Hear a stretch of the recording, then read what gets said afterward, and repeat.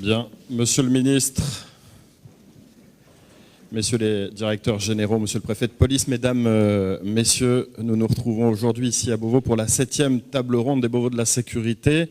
Table ronde consacrée au contrôle interne, le contrôle au sein des forces de sécurité intérieure, comme l'article 15 de la Déclaration des droits de l'homme et du citoyen le stipule et que vous avez en introduction du petit livret qui vous a été remis. La société a le droit de demander compte à tout agent public de son administration. Alors nous allons ce matin nous intéresser particulièrement au rôle des inspections générales de la police et de la gendarmerie. Nous aurons dans quelques instants un éclairage international, britannique précisément, et puis nous discuterons, nous échangerons en présence notamment de la défenseure des droits, Madame Claire, et donc que nous remercions de sa présence dans cette table ronde qui est diffusée, comme l'ensemble des tables rondes des Beauvau de la sécurité, sur les réseaux sociaux du ministère de l'Intérieur. Mais pour introduire cette table ronde, la parole évidemment à Monsieur le ministre de l'Intérieur. Merci à vous. Je voudrais vous saluer, Madame la défenseure des droits, en vous remerciant de votre présence. On a accepté de décaler votre agenda pour être disponible ce vendredi. Remercier également celle qui est à votre adjointe et qui vous accompagne et qui aura l'occasion de se présenter. Saluer les parlementaires, les élus, mesdames, messieurs les directeurs généraux, mesdames et messieurs. Je voudrais saluer les responsables des inspections qui aujourd'hui participent à ce Beauvau. Et puis peut-être un petit mot tout particulier pour celui qui a accompagné le Beauvau depuis sa création et qui l'a suivi auprès de mon cabinet, qui va partir pour l'école de commissaire de police. Donc c'est son dernier Beauvau. Donc on remercie Yann pour tout son travail. Et je suis sûr que de là où il ira, il aura l'occasion d'avoir le souvenir de ce qu'il a essayé de rédiger et de proposer pour nous tous, pour la police de demain. Merci pour votre travail. Quelques mots très rapides au propos liminaire pour vous remercier. Vous dire que nous avons encore une autre table ronde avant la conclusion définitive de ce Beauvau de la sécurité que le Covid nous a empêché de tenir avant le 14 juillet. Mais promesse tenue, nous tenons en présentiel, comme on dit aujourd'hui, ces deux dernières tables rondes. Cette table ronde d'aujourd'hui, certes, parlera des inspections, mais elle ne parlera pas que des inspections. Le contrôle interne, ce n'est pas que les inspections, même si évidemment c'est la partie la plus médiatique, la plus importante, la plus forte de ce que peuvent entendre les forces. Mais évidemment, tout le sujet, et je pense que les interventions doivent se toucher du doigt sur ce point, c'est aussi le contrôle interne des forces de l'ordre et la façon dont la déontologie, de manière générale, le contrôle fonctionne pour ceux qui ont la violence légitime consentie par l'État. Souligner peut-être trois faits très rapides. Le premier, c'est que sur les millions d'interventions chaque année de police et de gendarmerie, plus de 99% se passent sans aucune réclamation, et donc encore moins sans aucune saisine, ni administrative, ni celle de la justice. Que deuxièmement, le contrôle, évidemment, va avec la confiance, comme le dit le proverbe, et qu'il appartient à chacune et à chacun, en interne comme en externe, de mettre en place ce contrôle et de réfléchir en quoi ce contrôle n'est pas simplement une punition qui doit avoir lieu lorsqu'elle est évidemment en train de sanctionner des comportements que je pense très minoritaires, mais très dommageables pour la puissance publique et pour les forces de l'ordre même, mais simplement aussi un contrôle comme pédagogie, comme accompagnement, comme écoute. Et c'est un point sans doute sur lequel nous devrons réfléchir particulièrement. Et puis troisièmement, la défenseur à qui je vais donner la parole, peut-être juste après, si j'ai bien compris le témoignage britannique, aura l'occasion d'évoquer son travail et les inspections de leur travail, qui sont en administratif ou en judiciaire, et la façon dont on peut évoluer. Je le dis aussi à chacune des forces ici représentées. Si dans la conclusion du Beauvau, on aura l'occasion d'y mettre peut-être de futurs moyens matériels, de futurs moyens technologiques, de futurs moyens de formation, de futurs moyens de recrutement de personnel. On a parlé des forces mobiles notamment, peut-être aussi une nouvelle façon de concevoir le ministère de l'Intérieur. Il y aura évidemment aussi des sujets qui toucheront les inspections et qui toucheront le contrôle interne.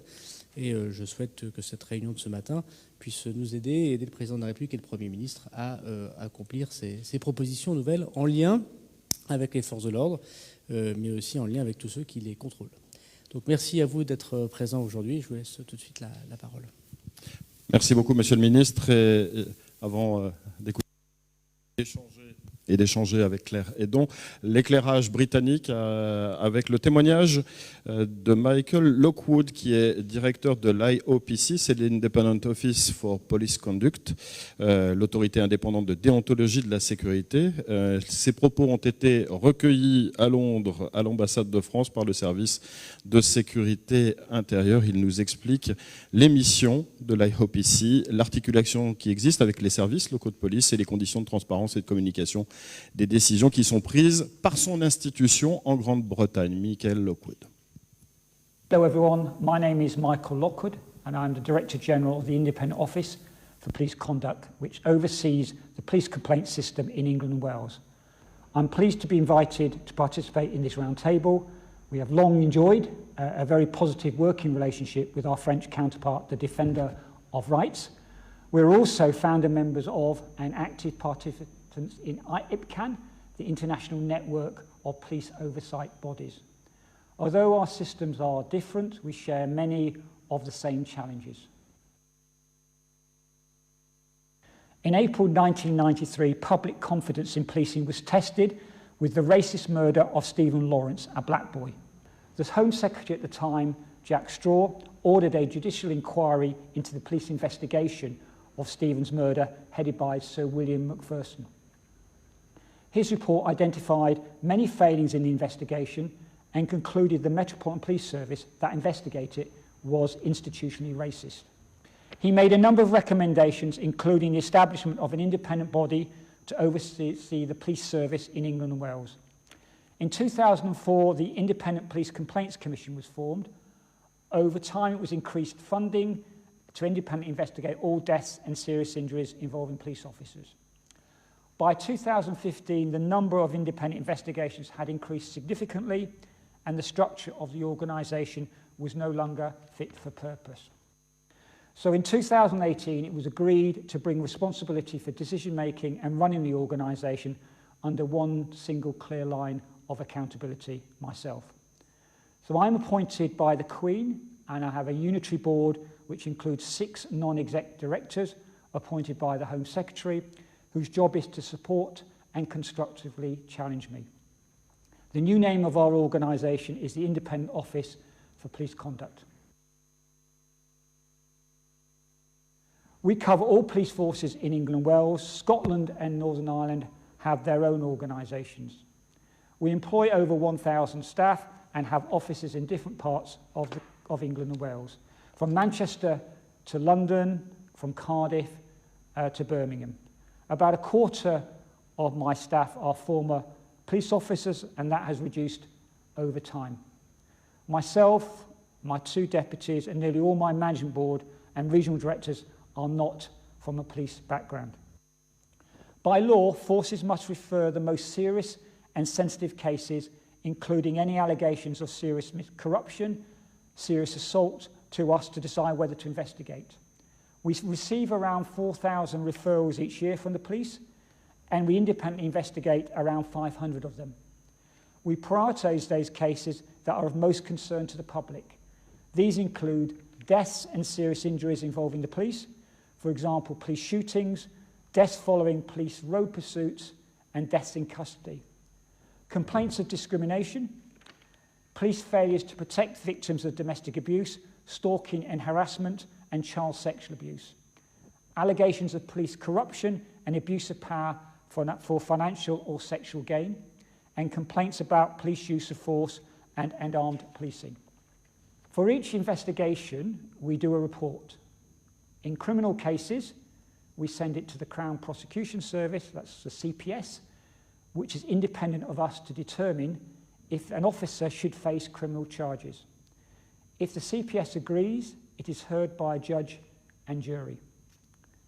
In misconduct cases, we send it back to the police force with a recommendation for the police officer to face disciplinary proceedings. These are considered at a conduct hearing before a panel overseen by an independently legally qualified chair who makes a final decision whether they agree with our recommendations or not. We're not judge and jury. We can also suggest the outcome of an investigation that the recommendation is learning for the officer or the force, e.g. training, not misconduct. There was also last year in 2020-21 over 60,000 public complaints made against the police, and that's defined as any dissatisfaction with the service they received. Police officers are not able to make complaints about other officers using this system, but they can raise concerns about the conduct of other officers, which are recorded and the most serious referred to us. Most public complaints were minor issues, e.g. the officer was rude or late. Most are dealt with by the relevant police force. Each has a separate department that oversees complaints called the Professional Standards Department. The public can appeal the complaint to the Police and Crime Commissioner elected by the public. The more serious appeals come to us, and last year we received 1,600 of these and upheld about a third of them.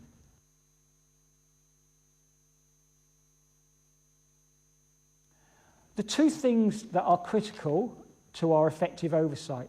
Firstly, independence. The word independence is in our title. We are independent of government and police. However, independence does not mean isolation and distance.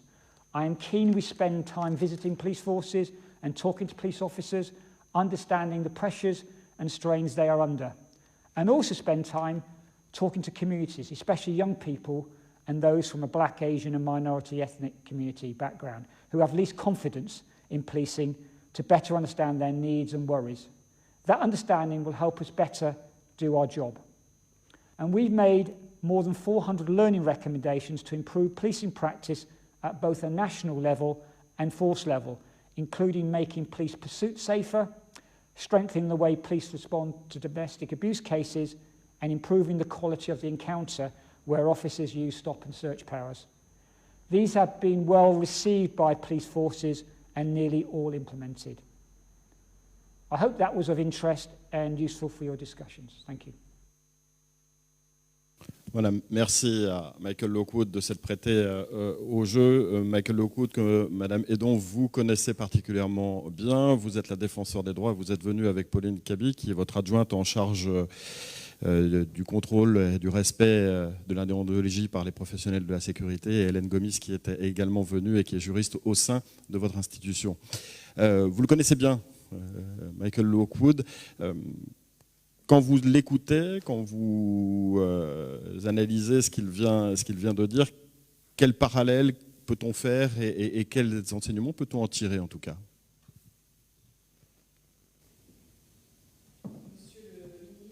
Mesdames et messieurs les parlementaires et élus, mesdames et messieurs, effectivement nous avons des liens très réguliers avec nos homologues dans les différents pays européens parce que nous rencontrons des difficultés proches et que c'est toujours intéressant de savoir comment les uns et les autres peuvent résoudre ces difficultés.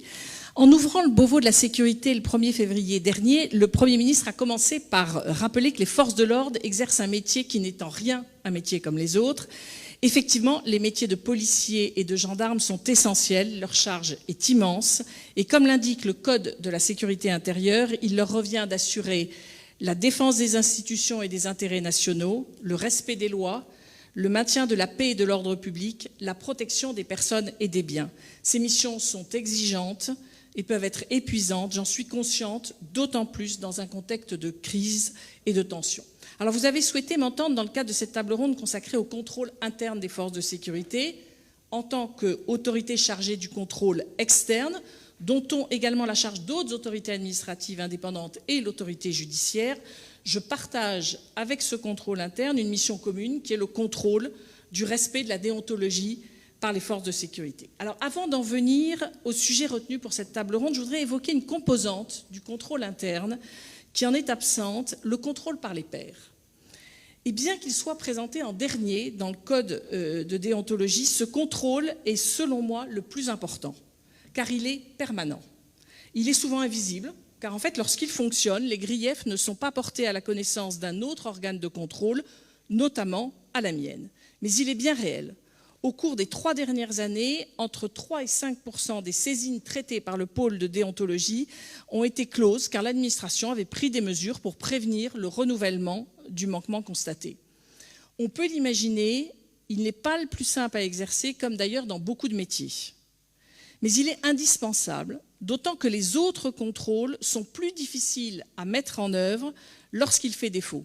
Et nous le constatons, nous, dans le cadre de nos instructions, lorsqu'aucun collègue n'accepte d'identifier un auteur de gestes contestables, lorsque celui qui dénonce est davantage sanctionné que les auteurs. Je n'entends pas du tout généraliser ces blocages, mais plusieurs affaires dont nous avons été saisis illustrent bien qu'ils existent. Je pense notamment au refus de mettre en œuvre des consignes enjoignant à réaliser des évictions discriminatoires.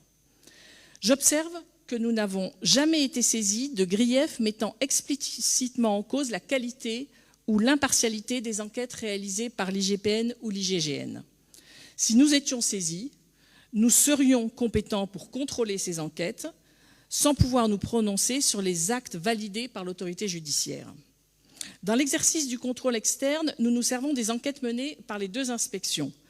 Lorsque nos conclusions rejoignent celles des inspections internes et que des sanctions ont été prononcées, nous en prenons acte.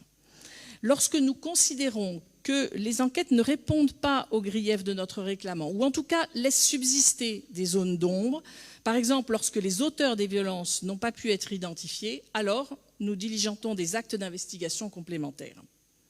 J'en viens maintenant au sujet sur lequel vous m'avez demandé d'axer mon intervention, sur les conditions de la transparence de l'activité de l'IGPN et de l'IGGN vis-à-vis de la population.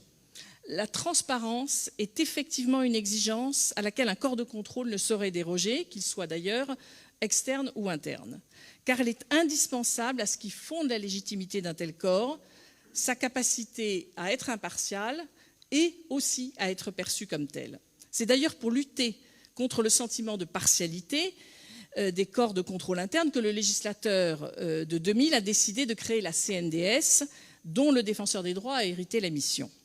La transparence est donc un aiguillon et un attribut de l'impartialité. Elle contribue non seulement à l'exemplarité, mais aussi à l'image d'exemplarité. Elle permet de lever les soupçons. Une décision juste et impartiale n'a rien à craindre de son exposition au grand jour, mais à elle seule, elle est insuffisante. D'une part, elle doit être assortie d'autres garanties, et j'y reviendrai, et d'autre part, elle doit présenter certaines caractéristiques. Pour développer ces 2 points, je m'appuierai sur la manière dont le Défenseur des droits, par ses caractéristiques et son fonctionnement, s'efforce de satisfaire ces exigences. Sur le premier point, sur les garanties d'impartialité, la transparence, je l'ai dit, nécessite, pour favoriser l'impartialité, d'être assortie d'autres garanties. Pour ce qui est du Défenseur des droits, ces garanties tiennent à sa composition, au cadre de ses interventions et à son fonctionnement. Tout d'abord, l'indépendance de la personne qui dirige, assurée par le mode de nomination, la durée du mandat, l'absence d'instruction extérieure, l'immunité pénale, le non-cumul d'activités. Ensuite, la collégialité lors de la prise de décision. Les décisions les plus importantes, notamment les demandes de poursuites disciplinaires et les recommandations générales, sont prises après consultation d'un collège composé de personnes extérieures, avec des profils différents. Dans ce collège, il y a un ancien DGPN, un ancien commissaire divisionnaire, un universitaire, des juristes. La troisième garantie liée à sa composition, c'est la diversité de recrutement des agents traitant les réclamations. Ces interventions, par le cadre qui les entoure, présentent également plusieurs garanties qui concourent à leur impartialité.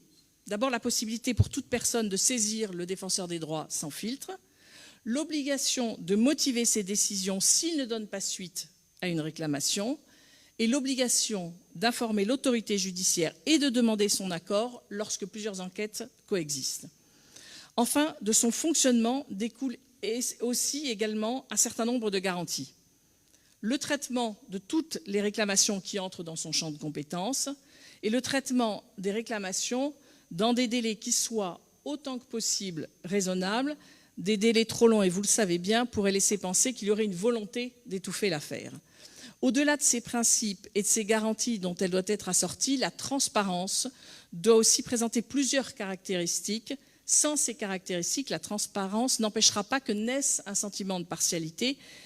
Et c'est ce dont je voudrais vous parler maintenant dans un second point. Alors, quelles sont les caractéristiques d'une transparence au service de l'impartialité ? La transparence, telle que je la conçois, est plus complexe qu'elle n'y paraît. Elle a ses vertus et ses exigences. Elle a les vertus de rendre publique une action, des modalités de fonctionnement, des constats. Mais elle a aussi ses exigences. Elle suppose en particulier de s'engager à proposer un contenu complet et objectif, de se prêter à la discussion et à la critique, de s'exposer aussi à la remise en cause. La première caractéristique, la transparence doit être complète et objective. La transparence ne contribue nullement à l'impartialité si elle est partielle, si elle ne s'applique qu'à une sélection d'informations et à des données peu claires ou incomplètes. De même, rendre transparentes des déclarations dénuées de toute objectivité n'a aucune des vertus que j'ai citées. La transparence qui nous est demandée, nous tentons donc de nous y conformer de manière complète et objective. D'abord, dans les décisions que nous publions, nous y décrivons précisément les faits et griefs dont nous sommes saisis, les actes d'enquête réalisés, les éléments réunis, les comportements de chacun, les conditions matérielles aussi des intervenants. Nous y expliquons les motifs de la décision en nous interdisant de porter tout jugement de valeur sur le réclamant ou sur le mis en cause sans lien avec les faits. Dans notre rapport annuel, comme cela nous est demandé, nous y présentons un maximum d'interventions sur notre activité en étayant systématiquement nos conclusions d'analyse et de constats précis. Sur ce point, d'ailleurs, je voudrais soulever quelques remarques concernant les rapports d'activité de l'IGPN et de l'IGGN. La publication de ces rapports constitue une évolution encourageante que je salue. Néanmoins, il me semble qu'un certain nombre de données qui n'y figurent pas gagneraient en fait à être publiées. Voici quelques-unes des questions auxquelles il serait bienvenu, je pense, de répondre. Quels sont concrètement les comportements sanctionnés pour un manque d'exemplarité ? Quels sont les critères de répartition entre les inspections et les directions locales ou centrales en cas de saisine d'un particulier ? Où se trouve le curseur entre le déclenchement d'une enquête administrative ou le déclenchement d'une enquête judiciaire, notamment au regard de l'article 40 du Code de procédure pénale ? Combien de demandes de poursuites disciplinaires, avec quelle suite? Quelle articulation entre l'autorité qui mène les investigations, l'autorité qui décide d'engager des poursuites disciplinaires et l'autorité qui décide de la sanction? Sur la question des contrôles d'identité, combien sont effectués chaque année? Avec quels résultats? D'après une réponse à une question parlementaire, une étude aurait été menée sur le sujet dans l'Hérault en 2012. Qu'en est-il? La publication de ces informations contribuerait à rendre plus objective et complète la transparence de l'action des corps de contrôle interne et favoriserait, j'en suis convaincue, une plus grande confiance dans leur capacité à faire preuve d'impartialité. Cette transparence complète et objective est aussi porteuse de dialogue, de critique et de remise en question. Pour ne pas être perçue comme un outil de communication ou de légitimation, la transparence doit aller de pair avec l'acceptation de la discussion, de la critique, de la remise en question. Pour le défenseur des droits, cela implique d'échanger avec le public concerné par nos missions, membres des corps contrôlés, publics, acteurs du contrôle notamment, et ce afin de recueillir leurs observations sur les informations que nous diffusons, sur nos actions, sur nos modalités d'intervention, sur nos constats et recommandations. Nous appliquons aussi cette transparence dans le cadre des formations que nous délivrons depuis 2016 devant toutes les promotions de gardiens de la paix, officiers, commissaires et formateurs. Il en ressort des échanges riches et constructifs.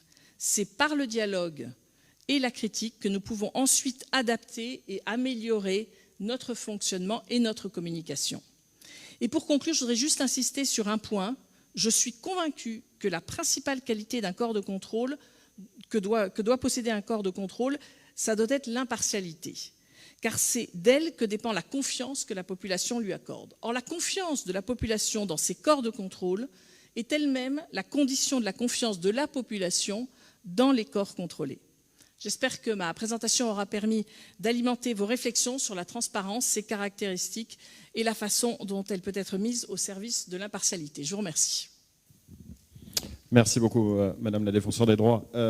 Brigitte Julien, vous êtes chef de l'Inspection générale de la police nationale. Vous avez la parole. Peut-être une première réaction sur ce que vient de dire Claire Hédon et qui doit forcément vous interpeller en plusieurs points. Oui, bien sûr.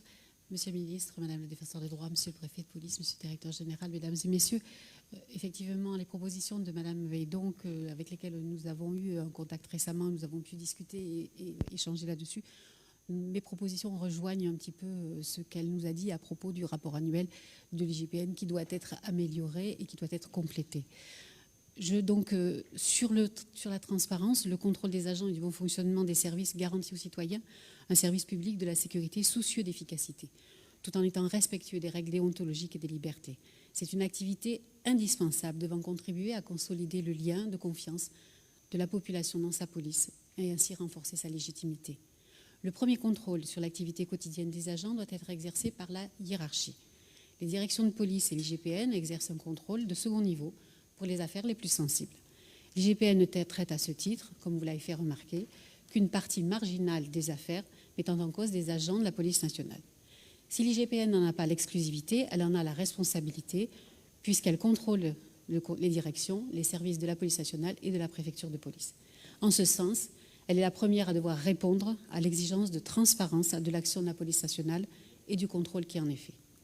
Depuis 2012, l'IGPN s'est profondément réformée et a créé des outils au nom de la transparence et de l'obligation de rendre compte. Le TSUA, le traitement du suivi de l'usage des armes, le RBD, le recensement des blessés, des particuliers blessés ou décédés à l'occasion d'une mission de police. Ces deux outils, dont les résultats sont présentés dans le rapport annuel, font l'objet d'analyses et sont remis aux directions. Et d'ailleurs, cette année, nous avons été très exhaustifs dans la présentation du rapport annuel, notamment pour les présentations des décédés à l'occasion des missions de police. Ils peuvent encore faire l'objet d'améliorations dans le détail des informations qu'ils fournissent. L'IGPN également a ouvert son service largement à des personnalités extérieures, magistrats de l'ordre administratif, contractuels professionnels du management. Et depuis 2021, nous avons avec nous Christophe Soulès, l'ancien directeur de l'Observatoire national de la délinquance et des réponses pénales, qui nous apporte ses compétences et son ouverture d'esprit. Nous réfléchissons également à intégrer dans cette ouverture des juristes qui pourraient être associés aux enquêtes administratives prédisciplinaires. L'une des pièces maîtresses de la réforme de 2013 est la création de la plateforme de signalement, la PFS, qui est ouverte au public et le symbole de la mise en œuvre d'un contrôle qualité du service public de la police nationale. 5420 signalements y ont été déposés en 2020 avec une augmentation de 13%. Nous devons poursuivre nos efforts, et nous en sommes conscients, sur la communication des suites données à ces signalements. L'IGPN publie et présente son rapport annuel depuis 2012 à la presse. Ce rapport relate l'activité de l'IGPN, certes, mais ne reflète pas l'exhaustivité de l'action des services de police dans le domaine de la déontologie. Et comme vous l'avez souligné, Madame le défenseur des droits, il devrait être complété par un rapport annuel spécifique sur le contrôle de la déontologie de la police nationale. Cela permettrait de présenter l'ensemble des manquements relevés et des suites disciplinaires et judiciaires données et d'en tirer les conséquences et les conclusions pour une amélioration du fonctionnement des services et des pratiques professionnelles des agents.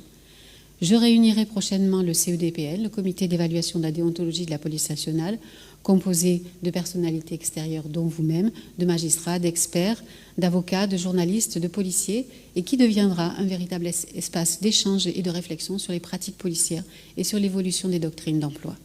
Nous avons conscience que l'attente de transparence est forte et légitime. Nous devons certainement le faire plus et mieux, notamment en termes de communication, de devoir de compte-rendu du chef de l'IGPN et d'ouverture. Je vous remercie.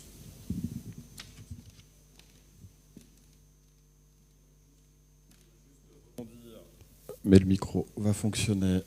Sur ce que disait Michael Lockwood, il disait tout à l'heure, une partie de son témoignage, que indépendance ne veut pas dire isolement et distance. Je suppose aussi, Brigitte Julien, que vous partagez ça, le fait que l'indépendance, l'impartialité, ça ne veut pas dire être éloigné évidemment des réalités du terrain et des hommes et des femmes qui composent nos institutions. Bien évidemment, je partage son avis. Effectivement, l'IGPN est une vieille institution qui existe depuis 1857. Mais j'allais dire, elle est composée de policiers pour 70%. Mais depuis 2012, avec la réforme de l'IGPN, nous avons ouvert l'IGPN à la personnalité extérieure et nous sommes en permanence en train de chercher justement ces connaissances extérieures pour enrichir notre réflexion. Et l'arrivée de contractuels, l'arrivée de réservistes d'autres directions, l'arrivée de personnes extérieures nous permettent de travailler et de pouvoir réfléchir différemment et d'avoir une vision extérieure un peu partielle, un peu complète. Et ce comité d'évaluation de la déontologie de la police nationale que j'espère pouvoir réunir avant la fin de l'année nous permettra d'échanger avec, là, encore un panel plus large de personnalités. Et c'est pour ça que je partage tout à fait l'avis de M. Lockwood sur l'ouverture de ces inspections à l'extérieur. Merci beaucoup, Madame Julien. La parole au général Alain Pidou, qui est le chef de l'inspection générale de la gendarmerie nationale et qui va nous apporter son témoignage, qui va évidemment rejoindre en certains points, et en de nombreux points, ce que vient d'évoquer Brigitte Julien et ce dont a évoqué aussi Claire Hédon. Effectivement, Monsieur le ministre, Mesdames, Messieurs, effectivement, je veux m'inscrire vraiment dans la continuité, mais d'ores et déjà, je veux vous dire, Monsieur le ministre, que je suis très heureux aujourd'hui de prendre la parole devant vous à l'occasion de cette table ronde attendue. Mais je tiens à le rappeler, ça a été plusieurs fois souligné, que l'IGGN ne constitue qu'une composante, et que la première composante, Madame Hédon l'a bien souligné, c'est le contrôle direct de l'autorité hiérarchique immédiate. Il y a 2 gendarmes sur le terrain, il y a toujours un chef parmi ces 2 gendarmes. Vous avez parlé d'indépendance, je peux vous dire que je ressens une grande liberté d'action dans ma fonction de chef de l'IGGN, du fait de mon positionnement hors hiérarchie, mais aussi du fait aussi, je ne le cache pas, que je suis dans mon dernier poste, comme l'ensemble de mes prédécesseurs.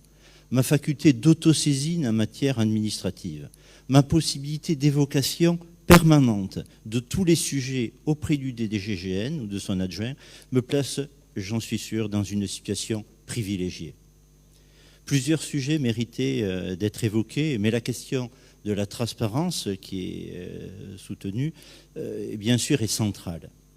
Elle vient renforcer le lien de confiance qui existe entre nos concitoyens et, je dis bien, leurs gendarmes. Je dois reconnaître que l'action de l'IGGN a davantage été caractérisée dans le passé par une relative discrétion, mais sans que cela ne nuise à une recherche d'exemplarité. La lisibilité de notre organisation, de notre fonctionnement, de nos missions est un préalable incontournable. Agir pour plus de transparence et d'efficience doit se traduire à mes yeux par 4 actions. La première de ces actions, Monsieur le ministre, c'est rendre compte. Nous devons cette redevabilité à la société.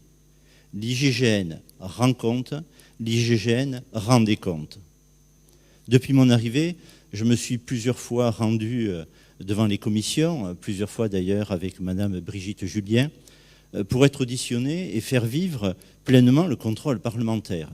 Chaque fois, je considère que c'est une occasion privilégiée de rendre public nos travaux, notre perception, nos propositions, nos pratiques. Par ailleurs, et pour la première fois cette année, le rapport annuel de l'IGGN a été présenté à la presse récemment.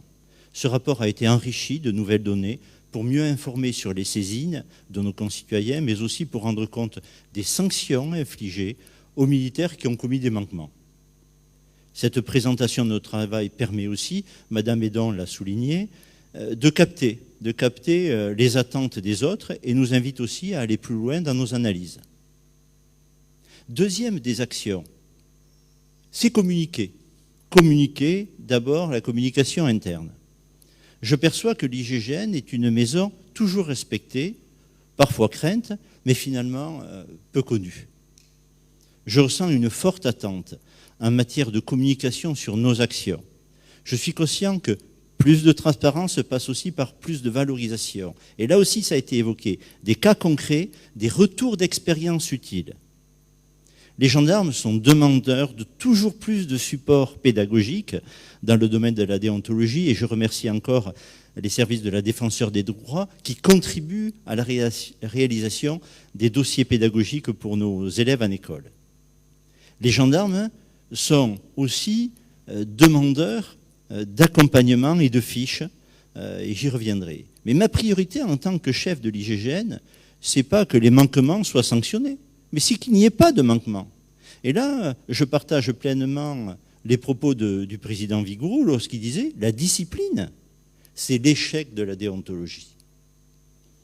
Depuis mon arrivée aussi, nous avons ainsi augmenté la production de documents pédagogiques à plus préventifs, à travers l'élaboration d'infographies et de messages notamment à l'attention de l'encadrement, dont des chefs de proximité. Il s'agit de sensibiliser. Dernièrement, nous l'avons fait en matière d'usage des réseaux sociaux. Communiquer, pour moi, c'est dire les choses sans tabou, sans violence, mais en étant très clair sur le message et les conséquences des fautes commises. La communication, elle est aussi externe et elle passe par l'accueil et le dialogue. L'accueil à l'IGGN des parlementaires, chercheurs, journalistes, qui demandent à mieux comprendre notre organisation et notre fonctionnement, est en œuvre.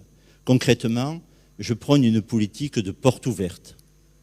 C'est également la mise en place d'immersion au sein des unités opérationnelles au profit des partenaires, comme prochainement des collaborateurs de Mme Edon et Mme Kaby, pour mieux percevoir les contraintes du métier, au plus près des réalités du terrain qui ont été évoquées, et puis pour que les gendarmes directement répondent aux questions. Le dialogue, enfin, c'est aussi le travail collaboratif, notamment avec les autorités administratives indépendantes. Cela se concrétise par des réunions de travail au cours desquelles nous abordons tous les sujets et nous reconnaissons aussi certaines limites et certaines difficultés. Troisième action, s'ouvrir. S'ouvrir, pour moi, c'est d'abord une posture d'ouverture dans le recrutement, dans notre recrutement. Les personnels civils ne sont pas assez nombreux aujourd'hui à l'IGGN et nous devons compléter nos troupes pour limiter clairement, comme je le disais à Mme Edon tout à l'heure, l'entre-soi et insuffler un regard nouveau. Je l'avais indiqué aussi lors d'une audition parlementaire, si je me souviens bien, en décembre dernier, je suis aussi favorable à l'intégration à l'IGGN d'un magistrat de l'ordre judiciaire et aussi un collaborateur du défenseur des droits, toujours pour travailler à bannir et à limiter cet entre-soi. Dernière action, se transformer. La confiance de nos concitoyens passe aussi par la modernisation de notre organisation et l'accessibilité de nos services. Nous travaillons actuellement à la rédaction d'une feuille de route à l'IGGN, donc, sans en dévoiler bien sûr précisément le contenu qui est en cours de finalisation. Pour moi, il s'agit notamment de finaliser la cartographie du risque déontologique en gendarmerie. Et à partir de cette cartographie du risque, de réaliser un plan d'action qui serait mis en œuvre dès 2022 pour limiter, bien sûr, les dysfonctionnements. Il s'agit aussi de renforcer nos effectifs, ça a été évoqué. Je rappelle que nous sommes que 100 personnels aujourd'hui à l'IGGN pour participer au contrôle de l'action d'une force quand même de 134 000 personnels, même s'il y a 30 000 ou 32 000 réservistes. Il s'agit effectivement de renforcer essentiellement les équipes en charge des signalements internes et externes, mais aussi des équipes d'enquêteurs pour mieux répondre là aux attentes des magistrats. Au-delà, il s'agit aussi de mieux se structurer pour être en capacité de suivre avec plus d'attention la mise en œuvre des préconisations formulées par l'IGGN lors des enquêtes, mais aussi lors des audits que nous faisons au profit, à votre demande, Monsieur le ministre, ou à la demande du directeur général. Enfin, dès la rentrée, nous allons travailler à la création d'un observatoire de l'égalité et de la diversité en gendarmerie avec les services du RH gendarmerie. Enfin, je terminerai par là, il s'agit aussi de mieux accompagner les chefs opérationnels dans la maîtrise des différents risques en mettant à leur disposition des fiches guides pratiques et rapidement exploitables. Au final, l'enjeu de ce Beauvau de la sécurité, Monsieur le Premier ministre l'avait dit lors de l'ouverture, c'est d'être plus efficace et de rendre meilleur service à nos concitoyens. Cette dynamique de transparence participe à cette qualité, je dirais, revisitée du lien de confiance avec la population. Elle s'inscrit aussi pleinement dans la volonté de répondre présent pour faire vivre la culture de la mission de service public que les gendarmes sont fiers d'accomplir, et je le vois là aussi au quotidien, et là aussi de l'accomplir dans le respect des règles déontologiques. Je vous remercie. Merci beaucoup, mon général. Monsieur le ministre, vous souhaitez peut-être réagir à ce qui vient d'être dit? Non, très rapidement, mais je vais faire la bouche du coche une fois n'est pas coutume, et puis peut-être que ce sont des débats que chacun peut avoir in petto. Autant sur le fond, Je me suis déjà exprimé sur le fait que les rapports devaient être rendus plus rapidement, que les conclusions devaient s'imposer, que tout ça devait être publié. Donc on aura l'occasion d'en évoquer le fond bientôt. Autant sur la forme, je réagissais à ce que vous venez de dire, mon général, sur les compositions, puisque la défenseur des droits nous a invités à la transparence et à l'indépendance, avec des garanties de transparence et d'indépendance. Je ne suis pas certain que être son dernier poste de carrière soit une garantie totale d'indépendance. D'abord parce qu'on n'est jamais sûr, et puis ensuite parce qu'il y a quand même un esprit de corps qui peut se prononcer. Je le dis encore une fois en essayant d'être l'avocat du diable, et je crois que le diable a bien raison d'avoir un avocat vu tout ce qu'on lui reproche. Donc j'ai trois finalement remarques à vous proposer que j'ai déjà posées à votre directeur général, aux directeurs généraux. Premièrement, pourquoi pas une seule inspection police et gendarmerie plutôt que d'avoir 2 inspections? Ça montrerait au moins que ce ne soit pas un esprit de corps. J'essaye d'être dans la révolution culturelle du ministère. Pourquoi auprès des directeurs généraux? Vous avez même souligné plusieurs fois auprès du directeur général. Pourquoi pas auprès du ministre de l'Intérieur? Et pourquoi ouvrir à des magistrats, c'est bien, mais pourquoi pas un magistrat à votre place? La question se pose aux 2 inspections générales, évidemment. Monsieur le ministre, je crois qu'il est important d'abord de reconnaître et de travailler aussi cette culture maison. Je trouve, et d'ailleurs, quand la gendarmerie a rejoint le ministère de l'Intérieur en 2009, le Parlement avait beaucoup travaillé et les parlementaires avaient dit, le président de la République l'a rappelé plusieurs fois, que c'était important de reconnaître la dualité des forces en France, police, gendarmerie, qui était adaptée au territoire et qui était adaptée dans la formation. Donc la culture maison, ça passe pour moi aussi par l'importance d'avoir une inspection générale et un chef de l'inspection générale qui connaît, qui a fait un parcours dans cette maison et qui, je le dis bien, en fin de bon, peut essayer de donner un élan complémentaire et apporter sa propre expérience et apporter quelque chose qui lui est propre et qui va permettre d'aller plus loin dans la déontologie. Donc je crois beaucoup, monsieur le ministre, à éviter toute confusion en interne. Tout à l'heure, certainement, les personnels du CFMG ou les personnels des syndicats de police réagiront à cela. Je pense qu'on a besoin de lisibilité. Vouloir faire une évolution qui n'est pas lisible, je crois que ça n'aboutirait pas à un progrès. Deuxièmement, je crois que comme chaque inspection générale, nous avons bien sûr un lien direct avec le directeur, j'ai un lien direct avec le directeur général de la gendarmerie. Ça a été rappelé plusieurs fois, la police et la gendarmerie, on a un métier un peu particulier. Il y a eu 5 millions d'interventions. Je crois que c'est un peu unique dans la fonction publique. Et on a une mission qui est complexe, ça a été dit. Il y a des gendarmes, des policiers qui sont morts l'an dernier. Il y a des blessures en service. On va se confronter à des personnels qui résistent, etc. Et on a besoin d'avoir un chef de la DGGN qui soit en capacité de faire les enquêtes directement et de faire conduire aussi des audits quand il voit qu'il veut lever un doute sur la fonction solde, la fonction d'acquisition de telle ou telle capacité. Je crois que regrouper dans nos fonctions, ce ne serait pas un progrès. Voilà. Le dernier point, au niveau des magistrats, je crois, moi, je pense que, je l'ai redit en introduction, que les gendarmes, et même les réservistes, les 134 000 personnels, ils ont besoin de s'identifier dans quelque chose, dans quelqu'un qui a fait un parcours dans cette institution. Je pense que quelqu'un, aujourd'hui, que je représente, il doit être éminemment respectable, il doit avoir un parcours interne qui lui permet de justifier aussi de ses positions.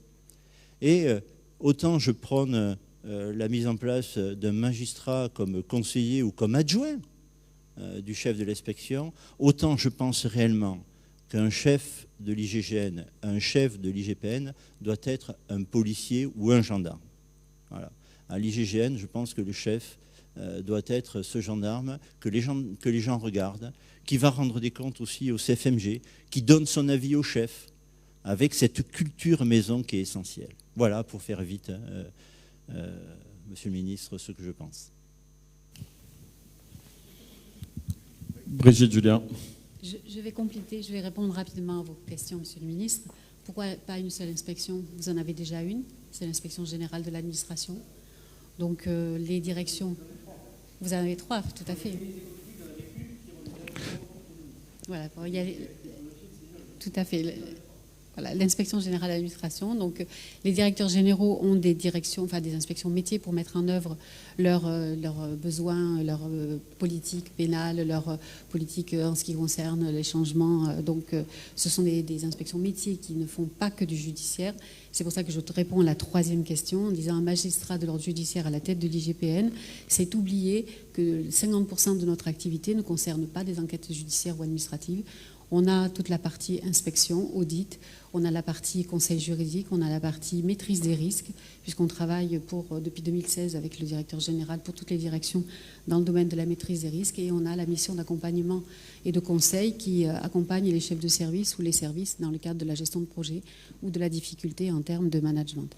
Voilà, c'est un peu tout ça qui me fait dire aussi que je rejoins, je rejoins un peu les avis de mon collègue, le général Pidou, sur les 3 questions que vous nous avez posées, Monsieur le Ministre. Monsieur le directeur général de la police nationale va prendre la parole. Frédéric Vaux. Oui, Monsieur le Ministre, Mesdames, Messieurs, je vais rappeler une évidence qui a été dite plusieurs fois, c'est que la police nationale n'a pas peur de la transparence. Elle n'en a d'autant pas peur que c'est sans doute l'administration, l'institution la plus exposée dans ses pratiques professionnelles, mais aussi dans le regard que lui porte la société dans son ensemble. Évidemment que les contrôles sont nombreux, le contrôle hiérarchique, ça a été dit. Et pour que le contrôle hiérarchique du directeur général s'exerce de la meilleure des façons, le directeur général a besoin d'avoir à ses côtés un service, une inspection, qu'il peut actionner chaque fois que c'est nécessaire. Cette inspection d'ailleurs qui va enquêter mais qui ne va pas sanctionner, il faut aussi le rappeler.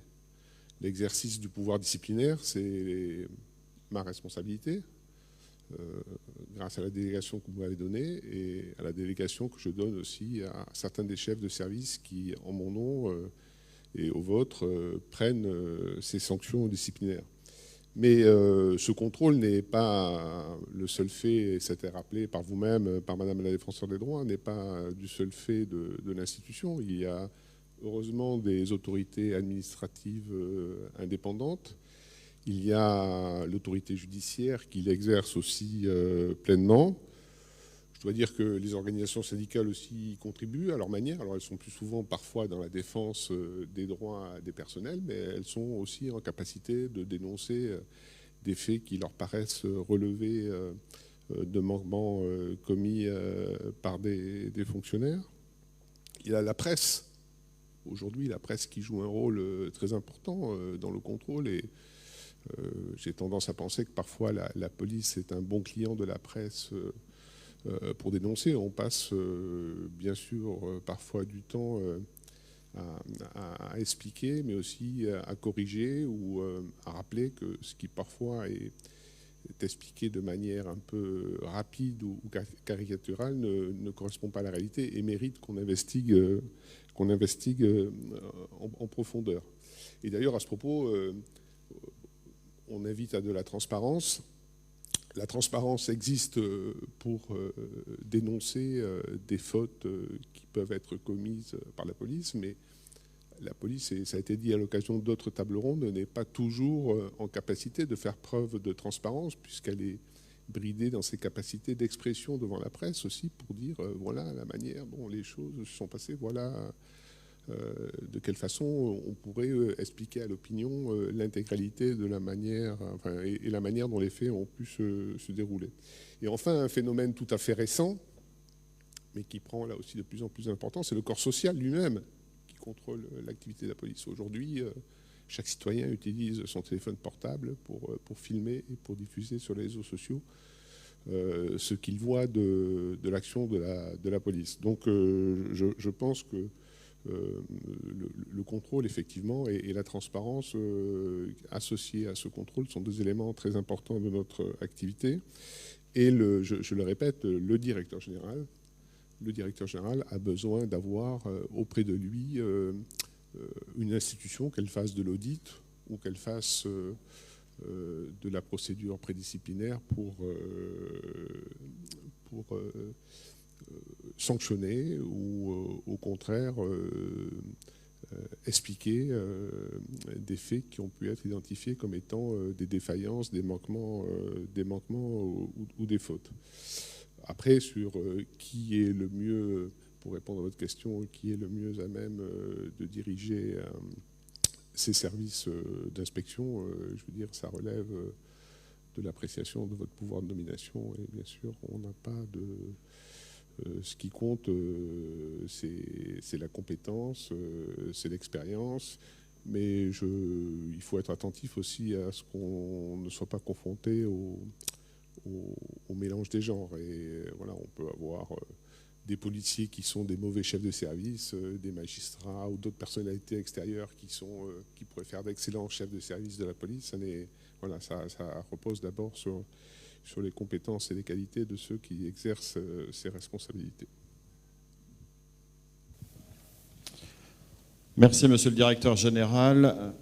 Général Bruno Jokers, major général de la gendarmerie. Oui, monsieur le ministre. Un point particulier, c'est quand on regarde concrètement, lorsque nous travaillons sur, on va dire, des suspicions de manquement à la déontologie, à l'éthique et des dysfonctionnements. Il y a deux critères qui doivent être pris en compte. C'est la rapidité de la réponse qui est apportée. Parce que si on a une enquête qui dure 2 ans, 3 ans sur un fait donné, évidemment, ce n'est pas satisfaisant. Et puis, il y a le caractère complet de la réponse. Et ce caractère complet de la réponse ne dépend pas que de l'inspection. Parce que c'est aussi une question de ressources humaines, parce qu'on a des mesures statutaires à prendre, des mesures de gestion à prendre. C'est des questions de commandement également. Et donc, dans l'organisation qui est celle de la direction générale, il y a la phase de l'IGGN. Mais cette phase de l'IGGN, elle est interconnectée avec les mesures à prendre en matière de ressources humaines. Donc ça peut être une suspension de fonction, ça peut être une mutation d'office avant même que les investigations ne soient terminées. Et c'est également des mesures hiérarchiques qui doivent être prises. Donc quelle que soit la structure qui est prise en compte, il faut que ce soit une structure avec laquelle on fonctionne en boucle très courte et avec laquelle on puisse, comme on le fait aujourd'hui, très régulièrement avec Alain Pidou, se réunir autour d'une table. Et pour nous, tous les cas qui mettent en cause l'éthique, la déontologie et qui appellent une réponse ferme de l'institution, ça se passe autour d'une table avec l'IGGN qui présente son investigation, les ressources humaines qui l'analysent en termes statutaires, disciplinaires, et la chaîne concertation qui est associée pour avoir aussi la parole du corps social. Donc ce fonctionnement-là nous semble un fonctionnement qui est souple et qui permet d'apporter une réponse complète. Le deuxième point, c'est qu'on peut avoir des inspections qui travaillent ensemble, peut-être de manière plus fréquente, sur un certain nombre de sujets, sans autant les fondre en une seule. Et il y a peut-être dans certains cas davantage de travail en commun qui pourrait être effectué. Et puis le dernier point, c'est qu'effectivement la fonction inspection dépasse largement le cadre des enquêtes. Ce sont aussi des audits. Et parfois sur une même affaire, on a une enquête judiciaire, mais on a aussi une enquête administrative complète. Je prends le cas de Sivins et du décès de Rémi Fraisse. On a à la fois un versant judiciaire, mais on a eu aussi une enquête administrative sur les conditions d'exercice du maintien de l'ordre et d'emploi d'un certain nombre de munitions. Bon, je pense qu'on a quand même l'occasion de reparler au cours de cette table ronde ou après des sujets que vous avez mis sur la table, monsieur le ministre. On a parlé du contrôle hiérarchique, on a parlé du contrôle interne avec les inspections. Il y a aussi le contrôle parlementaire, la représentation nationale. Et je vais donner la parole à Jérôme Durin, qui est sénateur de Saône-et-Loire, pour un éclairage et peut-être aussi une réaction par rapport à ce qu'il a entendu jusqu'à maintenant. Merci Monsieur le Ministre, Mesdames et Messieurs. Je veux remercier le Ministre pour la possibilité d'un regard parlementaire sur cette question du contrôle interne dans cette 7e édition des tables rondes du Beauvau. Quand la question du contrôle interne est posée dans le débat public, on renvoie très rapidement à 3 sujets centraux. La question des moyens, on l'a vu avec l'IOPC tout à l'heure, l'IOPC c'est 1000 agents. La question de la transparence a été évoquée longuement par la défenseure des droits et par les intervenants précédents. Question de la transparence qui polarise beaucoup d'attention dans les médias, des papiers nombreux, la presse que vous citiez, monsieur le DGPN, effectivement est très attentive à ces questions, mais qui a été aussi relevée par la commission d'enquête de notre collègue Fauvergue, par exemple, sur le maintien de l'ordre, où plusieurs de ces propositions concernent des bilans, des suivis statistiques et une amélioration des informations qui sont transmises à la population. Puis le dernier sujet, c'est celui de l'indépendance, et c'est monsieur le ministre lui-même qui a évoqué les sujets, avec la composition des inspections, leur direction, leur niveau de rattachement hiérarchique. Donc tous ces sujets sont centraux dans le débat public. Finalement, la question qui nous est posée, c'est le contrôle interne suffit-il? Comment l'améliorer? Et quelle dose ou quelle forme de contrôle externe, peut-être parlementaire, faut-il apporter? Je veux souscrire à ce que disait le ministre. Nous parlons de plusieurs choses. Il y a les manquements ordinaires aux obligations statutaires, professionnelles, déontologiques. Et puis, il y a le très petit nombre de cas de violences policières, je dis les choses un peu crûment, qui polarisent l'essentiel de l'attention. Est-ce que la réponse doit être la même pour tous les sujets? Je ne suis pas sûr. Et on observe, quand on s'intéresse à cette question, que l'essentiel de l'activité des instances de contrôle, des inspections, fonctionne très bien pour l'essentiel des manquements ordinaires. Le contrôle interne, ce n'est pas un sujet qui se limite à la question des forces de sécurité, c'est un sujet qui est posé dans la société plus globalement. Mais ce qui est spécifique avec le contrôle interne des forces de sécurité, c'est qu'il engage la confiance de la nation dans ses institutions et qu'il dépasse les seules questions de sécurité, puisqu'il y a une question qui tient finalement à la fabrication du consentement à l'autorité. Ça vaut pour la lutte contre le Covid, mais ça vaut aussi pour la lutte contre les sujets d'insécurité. Alors on insiste trop peu, même si vous l'avez fait, sur le travail considérable qui a déjà été accompli. Et on voit bien que ce sujet-là, c'est une matière qui est travaillée, dont vous êtes les uns et les autres empoignés.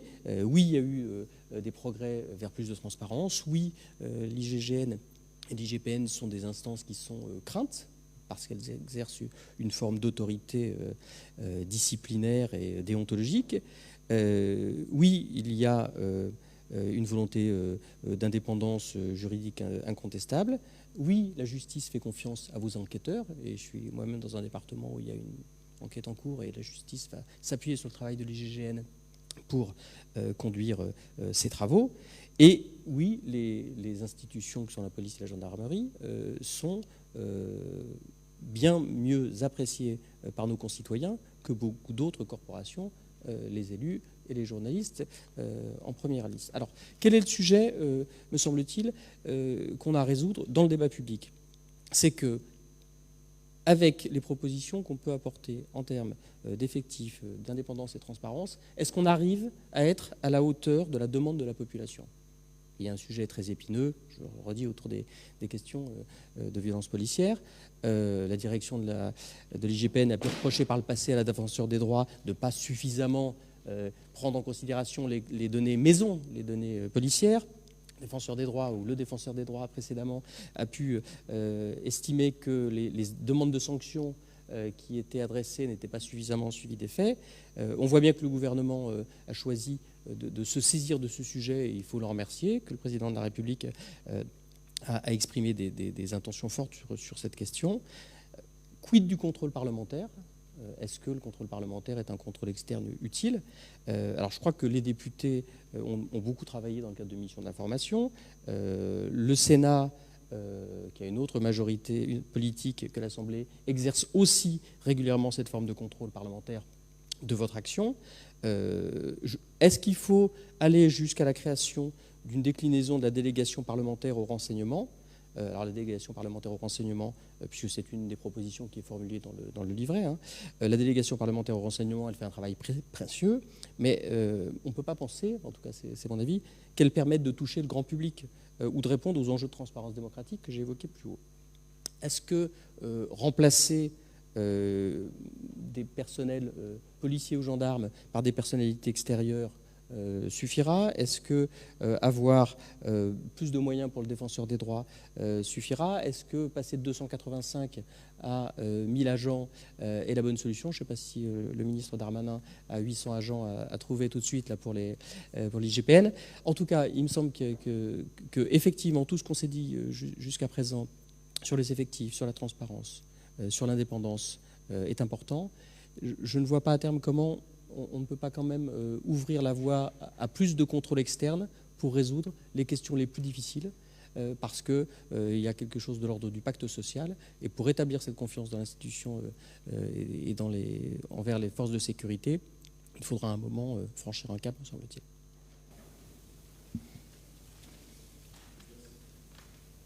Merci beaucoup, monsieur le sénateur, pour cet éclairage. Et avant de lancer les échanges et puis de rebondir sur l'une ou l'autre des interventions, on va commencer maintenant aussi avec la représentation syndicale. Jean-Paul Maigret, est-ce que vous voulez réagir? Est-ce que vous avez entendu, vous êtes secrétaire national du syndicat indépendant des commissaires de police? Merci, monsieur le ministre. Par rapport à ce qui a été dit jusque-là, j'essaierai d'être assez bref, mais on a quand même un certain nombre de sujets, puisque le Beauvau de la sécurité a quand même été avant tout motivé par un certain nombre de polémiques liées justement à une certaine campagne médiatique sur le fait que le contrôle interne des forces de sécurité n'était pas optimum. Sauf qu'aujourd'hui, on le sait tous, critiquer le contrôle interne, ça permet de critiquer d'abord l'action des forces de l'ordre en disant que chacun en interne fait un peu ce qu'il veut et que la déontologie n'est pas respectée. Donc c'est aussi critiquer le rôle des cadres que nous représentons, qui au quotidien s'investissent pour faire quelque chose de proactif, pour devancer les problématiques, et qui, quand ils sont face à des situations qui justifient la saisine des autorités de contrôle, perçoivent ça aussi comme une forme d'échec, puisque ça veut dire que leur action est mise en cause et que donc quelque chose n'a pas correctement fonctionné. Donc là aussi, le contrôle interne, c'est d'abord un contrôle, et moi je suis très heureux que ça ait été dit, c'est d'abord un contrôle quotidien de la hiérarchie, et ça revient sur une autre table ronde que nous avions eue qui mériterait encore plus de temps, qui est le rôle de la hiérarchie intermédiaire, le rôle de la hiérarchie en général, et comment favoriser un encadrement de terrain, on l'a vu sur un certain nombre de faits médiatiques ces derniers temps, qui soit plus présent et plus à même de piloter une action. On a une difficulté, c'est qu'aujourd'hui, toute l'action de la police ou de la gendarmerie, mais je vais beaucoup plus parler de la police, est une action qui est fortement médiatisée. On a des gens qui vont diffuser des images incomplètes et chacun va essayer de se faire son opinion selon qu'il soit plus ou moins en faveur des forces de l'ordre et de leur action. On l'a vu encore en banlieue parisienne il n'y a pas longtemps. Et la problématique, c'est que la problématique de l'enquête, donc de ceux qui font les contrôles, qui sont saisis soit par l'autorité administrative, soit par la justice, c'est une enquête qui est longue et dont les conclusions ne sont pas forcément autant médiatisées que ce qui a donné lieu à ces enquêtes. Je donnerai un exemple sur ce qu'on a qualifié de violence illégitime dans un certain nombre de dossiers liés au phénomène des gilets jaunes. On oublie de dire que 90% des dossiers qui ont été classés par l'autorité judiciaire l'ont été non pas parce qu'on n'a pas identifié les auteurs des violences supposées, mais parce qu'en fait, l'action de force qui a été menée a été considérée comme parfaitement légitime par l'autorité judiciaire au terme d'enquêtes poussées par ces mêmes services de l'IGPN. Là aussi, on a une difficulté à valoriser l'action de ces organes de contrôle. Ce sont des organes de contrôle qui sont, ma foi, très petits, puisque c'est une centaine d'enquêteurs sur l'ensemble de la France, avec des antennes qui sont extrêmement réduites, mais qui dorénavant sont présentes partout, ce qui n'était pas le cas il y a une dizaine d'années, donc il y a eu un gros travail de réforme. On a aussi un sujet qui est que le développement des plateformes permet de saisir plus facilement et de signaler des manquements.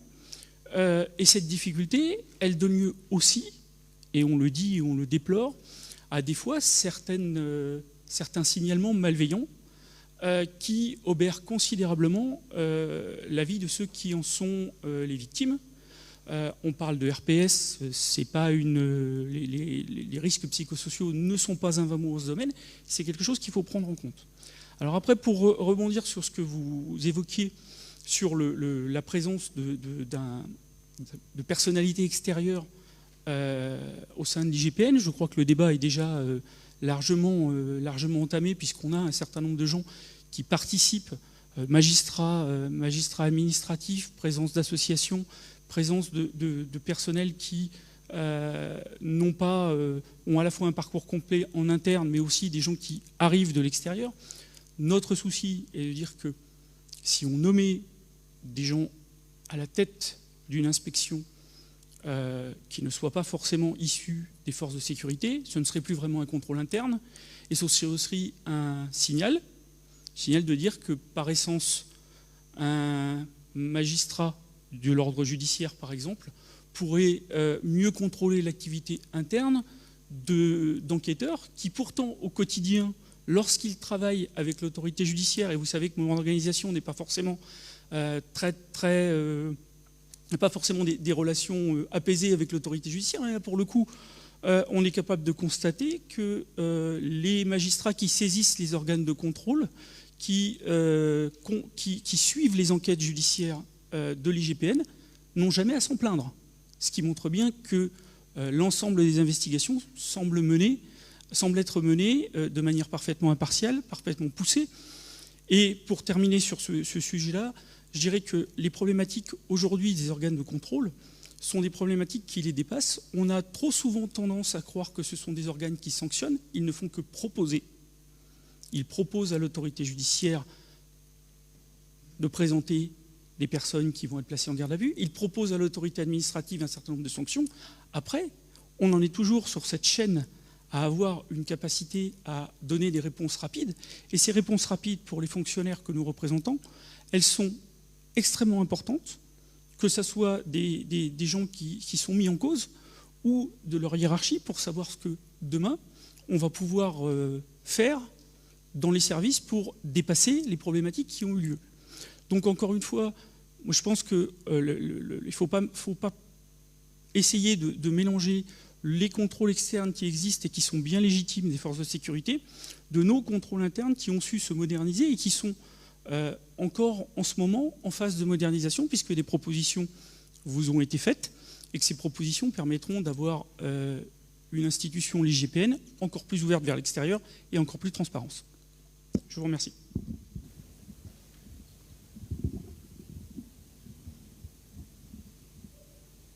Merci beaucoup, Monsieur Maigret. Monsieur Gradel, vous souhaitez intervenir et puis ensuite on déroulera en fonction. 3 points rapides. Le premier des contrôles internes est celui de la hiérarchie immédiate. Or, le manque de hiérarchie sur le terrain est préjudiciable au bon fonctionnement de la police nationale qui doit être au service de la population. C'est un sujet qui a déjà été abordé dans un autre Beauvau de la sécurité, mais le contrôle interne est étroitement lié à la qualité de l'encadrement et à la quantité des encadrants dans les services. Il faut remettre de l'encadrement formé dans les services pour assurer un bon contrôle interne des effectifs sur la voie publique. Deuxième point, et ça a été largement évoqué et rappelé notamment par monsieur le directeur général de la police nationale, la police n'a rien à cacher. Le SCPN, d'ailleurs, à ce titre, réclame la généralisation des caméras piétons pour tous les policiers de voie publique. Cette transparence dans les actions de police renforcera la confiance de la population et limitera les risques d'entorse à la déontologie. Enfin, s'agissant plus particulièrement de l'IGPN, le SCPN considère qu'il est important que les policiers soient contrôlés par leurs pairs. Pour autant, et j'ai bien fait attention à tout ce qui a été évoqué auparavant, si l'IGPN doit davantage s'ouvrir à la société civile, cela doit se faire dans un total équilibre et avec un véritable parallélisme avec les autres inspections générales. Enfin, pour une maîtrise optimale des risques, le SCPN rappelle qu'il est pour une police qui forme mieux, qui encadre mieux ses effectifs et qui protège mieux ses membres. Merci, Monsieur le Ministre. Merci. Qui est-ce qui souhaite prendre la parole? Monsieur Kébert pour UNSA. Bonjour Monsieur le Ministre, Mesdames et Messieurs, bonjour. Donc, chaque administration d'État est dotée d'un organe de contrôle interne. Le ministère de l'Intérieur et la police nationale ne font pas exception à cette règle. Les missions des policiers comportent des particularités liées à l'emploi de la force publique légitimée par la loi. C'est très souvent le cas lorsqu'ils doivent intervenir pour établir l'ordre public, mettre fin à des différends violents, des agressions, des rixes, ou tout simplement lorsque des auteurs de crimes ou de délits refusent de se laisser interpeller, se rebellent, voire agressent les policiers. Ces actes de coercition peuvent, dans des cas extrêmes, être liés à l'emploi d'une arme de service. Lorsque l'usage de la force est contesté par les mises en cause, ce qui est d'ailleurs de plus en plus souvent le cas, ou quand les autorités administratives ou judiciaires en expriment la demande, nos collègues sont convoqués à venir s'expliquer devant des enquêteurs de l'inspection générale. À ceux qui, dans la société, voient l'inspection générale de la police nationale comme une instance maison qui couvre les policiers, il nous paraît important de préciser quelques éléments essentiels et significatifs.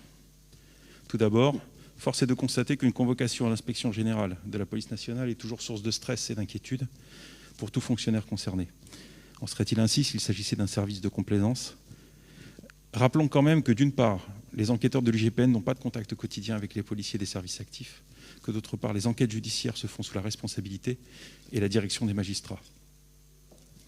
Les enquêteurs de l'inspection ne peuvent être que des personnels qualifiés judiciairement qui connaissent le métier et les techniques d'intervention. Serait-il possible de confier à des personnes extérieures à l'institution une enquête, tandis que ceux-ci n'auraient pas les connaissances sur la procédure pénale, en tout cas les connaissances suffisantes, notamment concernant la qualification des faits en termes judiciaires?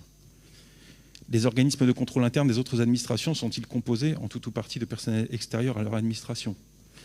Si cela devait être le cas, une telle réforme de ces structures ne saurait s'appliquer qu'à une seule administration. Je parle de la police nationale, mais à l'ensemble de celle-ci. D'autre part, ce que l'on ne peut occulter, c'est que l'usage de la force par les représentants de l'autorité que sont les policiers fait systématiquement l'objet du contrôle des magistrats, totalement indépendant bien sûr de l'institution police, comme chacun sait. Les décisions de justice sont prises par des magistrats et échappent de ce fait totalement aux policiers. Ceci précisé, c'est bien déjà de facto à un contrôle externe que sont soumis nos collègues. Enfin, lors d'un point presse organisé en juin 2020, le défenseur des droits Jacques Toubon avait déclaré que 90% des sollicitations adressées à l'encontre des policiers et gendarmes ne donnaient lieu à aucune suite, car ne contenant aucun élément constitutif de manquement possible ou avéré. Et donc 10% seulement étaient renvoyés à des enquêtes. Ce chiffre de 90% démontre bien que nous avons plus souvent affaire à des contestations de l'autorité qu'à des manquements des fonctionnaires de police. C'est à notre sens sur ce sujet-là que nous devons nous interroger. Je vous remercie de votre écoute. Merci beaucoup. Olivier Ourcot pour Alliance. Vous avez la parole. Le micro vous arrive ici.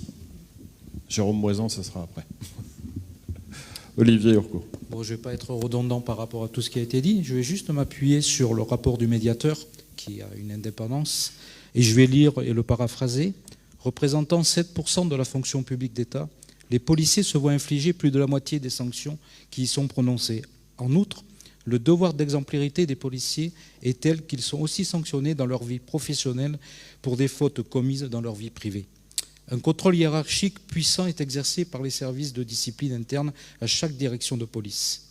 S'ajoute le rôle central de l'IGPN, dispose de compétences et de moyens d'investigation plus efficaces que la plupart des autorités indépendantes en France et à l'étranger. De telle sorte que souvent les policiers sont sanctionnés quand d'autres fonctionnaires ou des particuliers impliqués de manière similaire ne le sont pas. Au-delà de ces contrôles, les policiers savent que leur action est soumise à l'examen critique du défenseur des droits, comme du contrôle du procureur et de la sanction du juge. Toutes ces institutions exercent leur office sans indulgence. Je pense que sur ce résumé du rapport du médiateur, tout est dit. Je ne vais pas rajouter plus. Je rejoins complètement les propos de mon collègue Jean-Paul Maigret sur la stigmatisation souvent par les médias, par une minorité de citoyens, des policiers et de l'action de la police. Donc j'ai juste ça à rajouter. Merci beaucoup, Monsieur Ourcot. Jérôme Moisan, à votre gauche, qui va prendre la parole pour Unité SGP. Oui, Monsieur le Ministre, Mesdames et Messieurs, beaucoup de choses ont déjà été dites, je vais essayer de ne pas les répéter. L'IGPN, elle est crainte par les agents qui sont sous son contrôle, elle est contestée par les détracteurs de la police nationale. C'est pour nous une bonne démonstration que son action est assez équilibrée. Le contrôle, ce n'est pas seulement l'IGPN, ça commence d'abord par le groupe. Les policiers actifs, en tout cas, souffrent assez peu de solitude à l'occasion de l'exercice de leur mission. Ils sont en groupe et il y a déjà un premier filtre à des errements. Et ensuite, effectivement, le contrôle hiérarchique. Alors, il est par nature descendant. On aimerait qu'on accepte et qu'on développe un peu plus un contrôle ascendant de la hiérarchie. Il a pour finalité, quand un errement est détecté, la sanction. Alors si pour les personnels administratifs du périmètre police nationale, le taux de sanction est équivalent aux gens de même statut dans les autres périmètres de travail, il n'en est rien pour les personnels actifs, et particulièrement pour les gradés et gardiens qui sont sanctionnés 2 fois plus que leurs officiers et 3 fois plus que leurs commissaires. Et pour illustrer mon propos, sans avoir de reproche à faire à cette corporation, c'est parce que j'ai trouvé une statistique, ils sont 75 fois plus sanctionnés que les enseignants du primaire et du secondaire. Alors néanmoins, il semble qu'une partie de la population s'en satisfasse pas. Eh bien nous non plus. Et on aimerait vraiment qu'on travaille à comprendre les leviers qui conduisent à autant de manquements et qu'on arrive à mettre en place des parapets pour qu'à l'occasion de leur mission, nos collègues puissent rester dans les clous et qu'il n'y ait pas tant de carrières qui soient abîmées, brisées, qu'on n'ait pas tant de collègues qui soient si vite démobilisés. Et j'en terminerai par là. On a une préoccupation à Unité SGP Police, c'est la souffrance au travail des personnels de police. Et quand la souffrance au travail, elle est le fait d'un collègue du même grade, généralement, ça se règle très vite dans la communauté de travail. Par contre, quand elle est le fait de quelqu'un de la chaîne hiérarchique, c'est un peu plus compliqué, sans doute parce qu'il y a beaucoup de corporatisme autour, et justement parce que il a été fait la démonstration de l'impartialité de l'IGPN. Nous, on a un souhait, c'est que l'IGPN s'implique beaucoup plus dans ces situations de souffrance au travail. Voilà, messieurs, dames. Merci beaucoup pour cet éclairage et ce témoignage, Jérôme Moisan. Sabrina Rigol, vous êtes secrétaire générale adjointe du syndicat des cadres de la sécurité intérieure, le SCSI. Vous avez la parole, madame. Monsieur le ministre, le SCSI et la CFDT estiment qu'il faut s'atteler à faire fonctionner plus efficacement les dispositifs en place plutôt que d'envisager un grand soir du contrôle de l'action de la police comme le souhaitent certains de nos contempteurs. L'inspection générale de la police nationale, souvent critiquée au motif d'un manque d'indépendance supposée ou de transparence, pâtit d'une image globale négative de la police dans une partie de l'opinion. Il convient pourtant de ne pas oublier qu'en France, aucune profession ne fait l'objet d'un contrôle aussi minutieux et vigilant que la nôtre. Un suivi plus fin de l'application des propositions de sanctions délivrées par l'IGPN et des demandes émanant du défenseur des droits doit être mis en œuvre. Lorsque l'administration déclenche une procédure disciplinaire, elle doit être plus réactive et la faire aboutir dans un délai raisonnable afin que le fonctionnaire concerné sache à quoi s'en tenir. Les policiers poursuivis dans un cadre judiciaire ne doivent pas non plus disposer de moins de droits que n'importe quelle mise en cause. Il est ainsi urgent d'améliorer nos process en matière de protection et de reconnaissance des agents, auteurs ou victimes, afin qu'un accompagnement administratif soit rapidement offert aux policiers en situation de détresse, induisant des conséquences sur leur vie professionnelle. L'extension de la protection fonctionnelle aux policiers, entendue dans le cadre d'une audition libre, est à ce titre un signal positif. De plus, comme l'a proposé la directrice de l'IGPN, le rapport d'activité annuel de son service doit permettre de disposer d'une vue d'ensemble de la mission de contrôle interne au sein de la police nationale. il déterminera si c'est un rapport complémentaire ou dans le même rapport. Il convient pour cela d'agréger les données relatives à l'activité des différentes unités en charge de la déontologie dans chaque direction, qui, rappelons-le, traite la majorité des dossiers pour les faits les moins significatifs. D'ailleurs, le rapport de l'IGPN portant sur 2020 nous indique même que ces services, de mieux en mieux structurés, constituent à assurer une part croissante des enquêtes administratives et prédisciplinaires. Il conviendra d'ailleurs, dans le cadre de l'expérimentation des DDPN et leur éventuelle généralisation, de développer une filière de contrôle interne de proximité au fonctionnement harmonisé, à partir des cellules de déontologie aujourd'hui en place dans les DDSP. Les policiers qui exercent exerceront doivent voir leurs compétences et leur parcours de carrière reconnus. Il est possible d'améliorer l'effectivité du contrôle exercé par l'IGPN sans bouleverser le droit de la fonction publique qui s'applique à la police comme aux autres administrations. Les efforts d'ouverture et de transparence menés par l'IGPN depuis 2012 doivent être poursuivis. Le comité d'évaluation de la déontologie policière, associant des personnalités extérieures, devrait y contribuer. Bien que son intervention en tant que service d'enquête a posteriori soit davantage mis en avant, l'IGPN a aussi, et peut-être surtout, un rôle clé de prévention, de conseil et d'appui au service. Il pourrait être renforcé et donner lieu à des préconisations à caractère général, appuyées sur des données consolidées. Plus globalement, une nouvelle étape doit être envisagée. Le code de déontologie est commun aux deux forces de sécurité intérieure de l'État depuis 2014. Et les services mixtes, où policiers et gendarmes travaillent côte à côte, se multiplient.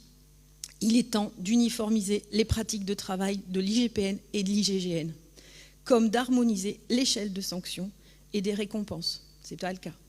À terme, nous pensons qu'une grande inspection commune des forces de sécurité, également compétente pour les polices municipales, pourrait être mise en place, comme vous l'avez soulevé. Merci de votre attention. Merci beaucoup, Madame Rigol. Synergie ne s'exprime pas. Est-ce que M. Felletin veut s'exprimer? Pas aussi. Voilà. On va passer du côté de la gendarmerie. Pour le Conseil de la fonction militaire gendarmerie, qui est-ce qui souhaite prendre la parole? On va amener le micro. Et c'est donc l'adjudant-chef Élodie Lerminier, de la région de gendarmerie de Nouvelle-Aquitaine, et pour le Conseil de la fonction militaire gendarmerie. Monsieur le ministre, les gendarmes ont été interrogés en début d'exercice du Beauvau de la sécurité sur l'inspection générale de la gendarmerie nationale. Et ils ont tous indiqué connaître l'inspection générale et juger son fonctionnement satisfaisant, efficace, impartial. Aucun n'a fait valoir en fait qu'il souhaitait une réforme profonde de son organisation. Pour autant, l'IGGN est parfois crainte dans les unités. Elle est crainte parce qu'une enquête diligentée dans une unité, elle est source de stress, elle est source de tension. Et au final, elle met à mal l'organisation de cette unité et la cohésion de ses personnels. Il convient donc, en fait, de permettre aux gendarmes de retrouver la sérénité nécessaire à la bonne exécution de leur mission le plus rapidement possible. Peut-être d'une part en mettant en place des délais sur ces enquêtes administratives qui permettraient, sans contraindre les investigations, mais d'apporter une réponse la plus rapide possible, que ce soit une sanction ou autre d'ailleurs. Il nous est remonté également que si le contrôle interne était exercé d'une part par l'inspection générale au niveau central, les chefs hiérarchiques de proximité pouvaient également exercer ce contrôle. Ils n'étaient pas forcément formés suffisamment à la tenue d'une enquête administrative. Et il convient donc peut-être que les services de l'inspection générale forment ces officiers dans les groupements ou dans les régions, ou mettent en place des fiches guides qui permettent en fait de disposer d'un canevas commun sur des situations qui peuvent être parfois récurrentes, et ainsi de rendre des conclusions qui sont plus rapides, mais également harmonisées sur tout le territoire national. Merci, Monsieur le Ministre. Merci beaucoup. Le capitaine Michel Rivière, là aussi pour le CFMG. Monsieur le Ministre, Madame, Messieurs, le contrôle interne, on l'a vu, ça s'exerce tous les jours et partout. Pour nous, ça peut aller jusqu'à l'outre-mer, assez loin. Hein. J'ai en mémoire la brigade de Miquelon à 4 personnels. Ce contrôle interne doit s'exercer. Et nous, dans notre ADN militaire, comment est-ce qu'il s'exerce ou par où commence-t-il? C'est dès la formation initiale. Certains l'ont rappelé, il faut des cadres formés. Et si on n'a pas ce socle de compétences, de déontologie et d'éthique, le commandement et donc le contrôle interne va être très compliqué. Ensuite, j'ai entendu parler de mutualisation. La mutualisation n'est pas forcément un gain, on a pu le voir dans d'autres domaines. Nous, actuellement, ce travail entre la chaîne hiérarchique et l'inspection générale se fait bien parce qu'on parle le même langage, on est passé par les mêmes chemins. Et c'est vrai que c'est plus simple dans ce travail, qu'il soit à la fois d'enquête. Alors oui, il y a des enquêtes judiciaires, administratives, mais le rôle de l'audit et du retour d'expérience est très important. Cette vertu éducative et pédagogique, on le voit là actuellement, cette dernière infographie sur les risques sur les réseaux sociaux et les comportements qu'on peut avoir, ça a tilté tout de suite, ça a matché chez nos personnels. Des jeunes jusqu'à ceux qui sont peut-être plus proches de la fin. Voilà ce que j'avais à dire à ce sujet. Merci. Merci beaucoup, mon capitaine. Éric Verfailly. Monsieur le ministre, donc, vous avez parlé de bouche du coche, donc je vais l'être également un petit peu. Je voudrais revenir sur 2 points, un petit peu d'ordre général. On parle de transparence. La transparence, c'est un sujet quand même d'aujourd'hui. Et j'ai essayé de réfléchir, lorsque je suis assez factuel, lorsqu'on demande quelque chose, il faut savoir pour qui, pourquoi, il me semble. Donc j'ai réfléchi dans ma carrière, j'ai 52 ans, j'étais assez longuement sur le terrain. Tous les citoyens que j'ai rencontrés, les victimes, même les gens que j'ai mis en garde à vue, à aucun moment m'a demandé comment fonctionne l'IGGN, il faut être bien clair. Donc il faut bien remettre en place qu'actuellement, on est quand même sur une pression médiatique qui fait qu'on veut de la transparence. Mais la transparence, elle est quand même compliquée parce que c'est un sujet où on ne pourra jamais donner tous les éléments. On est aussi, il y a souvent un volet pénal, un volet qui fait qu'on ne pourra pas le mettre sur place publique. Donc attention, moi ce que je veux dire, attention, on a un écueil des décisions, je ne sais pas les arbitrages qui seront donnés à la fin de ce Beauvau de la sécurité.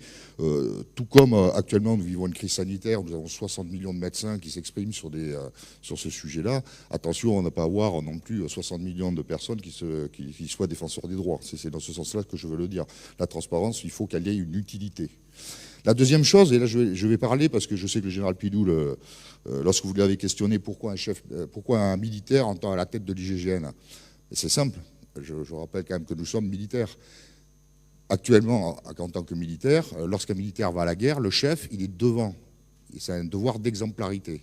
Voilà, s'il commande depuis l'arrière, de suite, c'est moins efficace et il sera beaucoup moins vu. Donc, moi, je sais que tous les chefs IGGN qu'on a eu jusqu'à maintenant, en fait, sont choisis sur l'ensemble d'une carrière. Et lorsqu'ils arrivent sur le dernier poste, ce qui est aussi assez intéressant, parce qu'on ne peut pas les soupçonner en interne de vouloir accéder à quelque chose.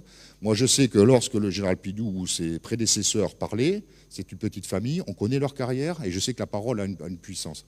Alors, effectivement, si demain, vous mettez une autre personne qu'un militaire, les gendarmes sont obéissants et le feront. Mais je pense que l'impact ne sera pas le même lorsque vous savez que vous connaissez la carrière de ce chef de l'IGGN qui va vous dire que ce que vous faites est bien ou ce que vous faites est mal. Et surtout, ce qui est important pour un militaire, d'être puni, ce qui peut mettre à mal 30 ans de carrière sur une faute qu'il aura commise. Voilà, je voulais juste préciser ces 2 choses. Non, il y a encore quelques interventions, sauf si vous souhaitez réagir tout de suite, monsieur le ministre.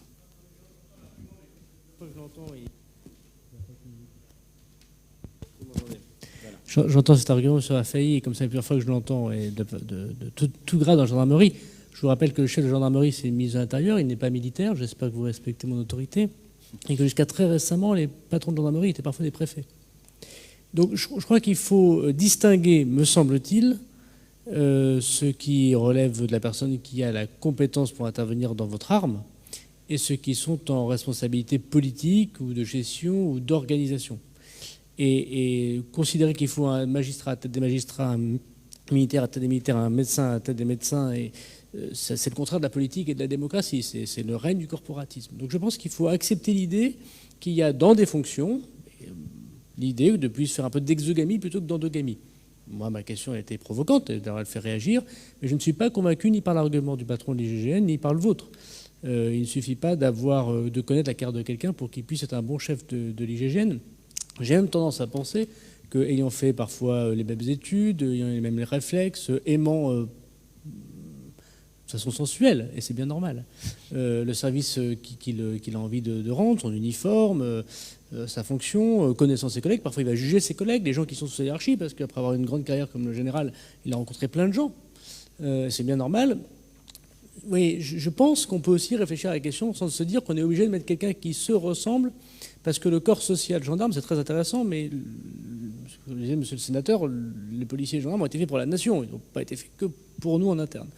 Donc j'entends des arguments, et je reviendrai sur les questions provocantes que j'ai posées, et moi-même je les ai posées en ayant parfois des réponses négatives aux questions que j'ai posées, mais je ne remplirais pas mon rôle si je ne les posais pas. Je ne suis pas convaincu du tout, et plus l'intervention passe, plus j'ai l'impression qu'elle me renforce dans l'idée que dans certaines fonctions, et notamment à la tête de ces fonctions, je ne parle pas que de l'IGPN ou de l'IGGN, je parle à la tête de la police, à la tête de la gendarmerie, à la tête des fonctions politiques qui s'occupent d'un certain nombre de sujets.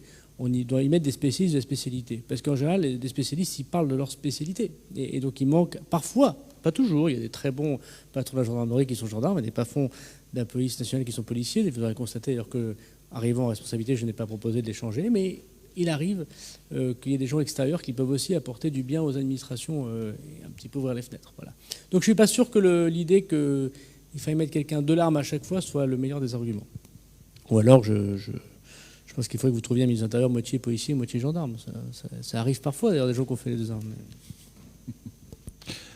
Si vous permettez, Monsieur le Ministre, je vais préciser mon propos par rapport à ce que vous venez de dire.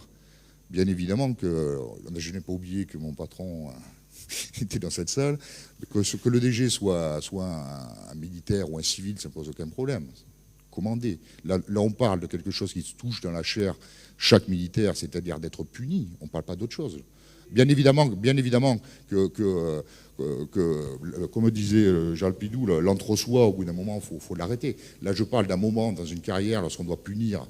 Lorsque quelqu'un a fait une carrière et connaît la chose, c'est là où je veux venir. Je ne mets pas du tout en cause le fait que, bien évidemment, il faut être ouvert sur l'extérieur. Voilà. Monsieur Lafayette, ce qui était très justement dit tout à l'heure et qui était utile pour ceux qui nous écoutent et qui nous regardent, c'est que c'est bien le DG qui punit. C'est pas l'inspection. Christophe Badol dans quelques instants, mais que Stéphane intervenir. Oui, je vous en prie. Oui, Monsieur le Ministre, bonjour. Stéphane Touvenot. Je voulais revenir sur un point qu'on a effleuré, mais on n'a pas été très en avance. C'est vraiment, pour l'instant, on a beaucoup parlé des inspections comme une boussole déontologique pour la police et la gendarmerie. Mais je reviens sur le sujet des audits et finalement de la prestation qu'offre en tout cas l'IGGN au profit de l'institution. Et c'est l'idée en fait de ce décrochage des inspections des directeurs en fait qui me chagrine un petit peu parce que je vais vous citer un exemple d'une prestation que l'IGGN fournit pour l'institution. C'est par exemple lorsqu'un nouveau commandant de région prend son commandant territorial, eh bien l'inspection lui propose une mission qui vient totalement auditer son état-major. C'est une longue mission qui dure une semaine et qui fait tout le spectre, si vous voulez, de l'étendue des compétences du commandant territorial. Donc, au-delà de l'aspect purement déontologique, si vous voulez, si on décrochait les inspections de leur direction, on priverait les directeurs, pour le coup, d'un outil de performance aussi de la maison. Merci beaucoup. Christophe Badol pour la CFDT Gendarmerie. Monsieur le ministre de l'Intérieur, Mesdames et Messieurs, qu'un agent soit confronté à des allégations de violation de règles ou d'engagement ou qu'il fasse l'objet d'une enquête pénale ou réglementaire de la part d'autorités, le traitement des preuves dès le début est crucial pour assurer une conduite efficace de l'affaire. La CFDT Gendarmerie, au travers de traitements de dossiers, constate que l'enquête interne est insuffisamment assurée. La véracité des informations ou des allégations portées à la connaissance de l'autorité semble ne pas être menée de manière contradictoire, pas toujours avec rigueur et impartialité. Trop souvent, ces enquêtes internes nous donnent l'impression d'être menées à charge, dans un but particulier qui est de déterminer une faute commise par un agent, ou plusieurs, et non la recherche et la résolution du problème posé par ceux ou ces mêmes agents. À l'issue de l'enquête, c'est l'autorité qui pourra, in fine, en fonction des éléments recueillis, décider des suites à donner en justifiant sa décision. L'enjeu est donc important. Pour conduire une enquête interne en son sein, nous demandons donc plus de transparence et d'indépendance, en faisant appel à des professionnels qui lui sont extérieurs et n'ayant pas de parti pris avec le secteur ou l'institution dans laquelle ils sont amenés à intervenir. Merci pour votre attention. Merci beaucoup Christophe Badol. Avant de vous donner la parole pour la conclusion, ou encore quelques échanges, Monsieur le Ministre, peut-être un petit mot de Claire Hédon en réaction à ce qu'elle a entendu. Écoutez, Madame la Défenseure des droits. Oui, effectivement. Merci beaucoup. J'avais envie de réagir sur quelques points. Vous le dites, et vous avez raison, vous êtes les plus contrôlés. C'est vraiment une réalité, les plus contrôlés et les plus sanctionnés. Mais c'est vraiment parce que vous êtes détenteur de l'usage de la force de la force légitime. Donc il est normal qu'il y ait un contrôle de cette légitimité de la force. C'est vraiment pour moi la base de la démocratie. Je comprends que ce soit excessivement difficile à vivre, mais c'est vraiment la base de la démocratie, l'existence de ce contrôle. C'était le premier point sur lequel je voulais insister. Le deuxième, je l'ai déjà dit, mais vraiment, c'est le contrôle interne est indispensable. Je suis absolument convaincue de l'importance d'un contrôle interne. Sur la question du mode de nomination, Monsieur le ministre, je suis d'accord avec vous. Ce qu'a dit Alain Pidou n'est pas suffisant sur le fait, par exemple, d'être en fin de carrière, mais c'est quand même une condition nécessaire. C'est-à-dire l'indépendance, elle vient du fait d'une nomination sur une durée suffisante, non renouvelable, non révocable. Et l'intérêt d'être en fin de carrière, c'est que vous n'avez rien à demander après. Donc je suis d'accord avec vous, ce n'est pas suffisant, mais j'aurais tendance à penser que c'est peut-être quelque chose d'indispensable pour une forme d'indépendance. Et puis le dernier point sur lequel j'avais envie d'insister, c'est que l'urgence me semble moins être à la création de nouveaux dispositifs plutôt qu'au renforcement des institutions existantes, de leur indépendance, de leurs moyens, on l'a souligné, je pense que ce point-là est important, et de leur transparence. C'est vraiment en résolvant des situations inacceptables de violence qu'on va rétablir la confiance. Et cette confiance, elle est indispensable à notre démocratie. Je voulais juste insister sur ce point-là. Merci. Merci beaucoup, Madame, Monsieur le Ministre. Vous avez la parole pour la conclusion et éventuellement, évidemment, des échanges et des réactions. D'abord, merci beaucoup. D'abord, je pense que c'est sans doute la table ronde qui sera la plus courte en temps, mais qui n'est pas la plus simple à régler. Et moi, je veux remercier chacune et chacun, même la défenseur des droits, mais tous ceux qui sont exprimés, de s'exprimer ex voto, parce que je ne suis pas tout à fait certain que beaucoup d'administrations soient capables de se poser pendant 2 heures, 2 heures et demie et d'évoquer ces difficultés, ces échanges, ces complexités sur le contrôle. Et c'est jamais très agréable de parler du contrôle et de contrôler le contrôle. Bon, donc je pense que voilà, c'est un beau, pour le coup, c'est déjà un bel esprit de transparence que fait la police et la gendarmerie. Et ça me permet moi aussi de remercier, même si je les ai taquinés, les 2 inspections générales, parce qu'ils font un travail difficile, toujours sous le feu des critiques. La magistrature qui leur demande des comptes, qui parfois leur dit de ne pas parler à leur hiérarchie, la hiérarchie qui demande des comptes et d'avoir des informations, eux-mêmes qui sont parfois autosaisis, qui ont des difficultés, qui connaissent la difficulté du métier de policier et de gendarme, et toujours sous le feu des réflexes alors qu'ils sont dans la réflexion et qu'on ne juge pas un homme ou une femme en quelques minutes, même s'il est sur le tribunal médiatique. J'attire l'attention, et je le dis à la défenseur des droits, mais elle le sait, comme aux parlementaires et aux élus, c'est qu'il y a une distorsion du temps entre le moment où tout le monde nous demande une opinion, cette opinion devant être parfois d'ailleurs une opinion devant des parlementaires, devant les Français, et puis le moment où on ne connaît pas le sujet, on n'a pas envie de juger un homme ou une femme et de l'avouer aux gémonies, ni de couvrir des faits qui seraient contraires à la déontologie. Donc c'est la difficulté sans doute des métiers des responsables politiques. Ça ne veut pas dire qu'il faut les en plaindre, ils ont choisi cela, mais enfin c'est une difficulté supplémentaire. Donc c'est vraiment un moment, je crois, intéressant et important de pouvoir avoir ces échanges. Moi, je voudrais dire que j'ai connu un commissaire de police dans mes fonctions de maire qui disait toujours à ses agents, lorsque j'allais les visiter pour les fêtes qui célèbraient la police nationale ou les moments difficiles ou positifs, il disait toujours à ses agents, la déontologie, c'est votre meilleure protection. Et je crois que c'est une phrase de bon sens d'un commissaire de terrain, et je crois que les policiers qui étaient sous son autorité le comprenaient.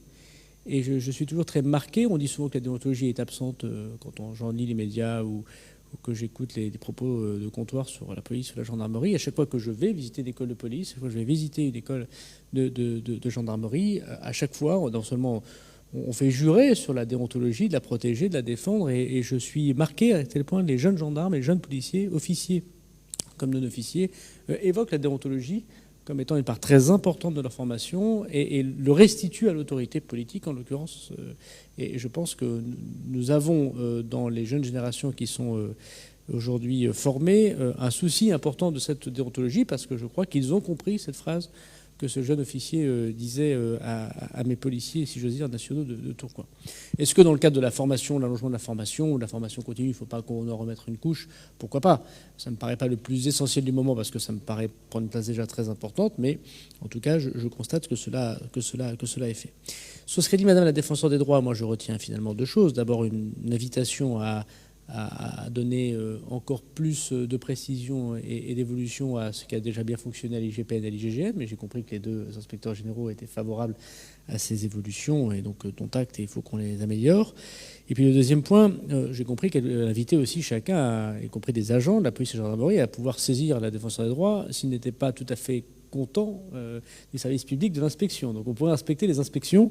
Ça n'a pas été relevé par les inspecteurs, mais moi je l'ai bien relevé. Et donc chacun ici le sait et peut saisir finalement Madame la défenseure des droits, qui est une autorité constitutionnelle et dont j'essaye à chaque fois de répondre avec précision au courrier qu'elle m'envoie. Parfois avec du retard. J'écris encore à Jacques Toubmont en ce moment, mais avec toujours intérêt. Je voudrais dire que sur le contrôle parlementaire, moi j'y suis très favorable. D'abord, je pense qu'il faut revaloriser évidemment le rôle du Parlement, quelle que soit la chambre dans laquelle appartiennent les parlementaires. Plus on revalorisera le Parlement, ayant été parlementaire moi-même, plus les parlementaires seront aussi responsables, puisque évidemment l'irresponsabilité va avec le manque de pouvoir. Donc moi je suis toujours très heureux, monsieur le sénateur, de discuter avec des parlementaires, quel que soit leur bord politique, qui sont fondés sur des responsabilités. Je regrette personnellement, je l'ai déjà dit et je l'avais dit dans la loi renseignement, que la délégation parlementaire au renseignement n'ait pas plus de pouvoir d'ailleurs dans les sujets qui me concernent. Il y en a un peu plus grâce aux amendements que nous avons fait voter, mais pas assez encore. Et moi je ne suis pas défavorable. Bon, évidemment, par nature et par définition, parce que je suis un démocrate et un républicain, aux missions d'information et aux commissions d'enquête, mais ça vous décidez sans le gouvernement, bien évidemment. Mais aussi aux délégations parlementaires spécialisées, ça peut être une possibilité. Je ne sais pas si c'est la meilleure, mais en tout cas c'est une possibilité. Je vois M. le Président du Sénat très bientôt pour évoquer la suite du Beauvau. Je verrai le Président de l'Assemblée nationale également.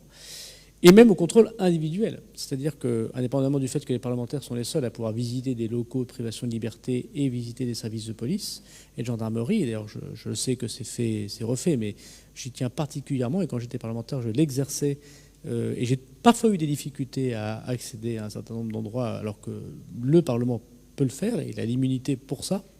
C'est très important que vous ayez cette immunité par ailleurs. Je pense qu'il faut peut-être réfléchir à l'ouverture, comme on l'a fait à la CNIL, comme on l'a fait dans d'autres sujets, de présence de parlementaires dans des instances du ministère de l'Intérieur. Je ne sais pas comment, je ne sais pas sous quelle forme, mais moi je suis très favorable à ce genre de position.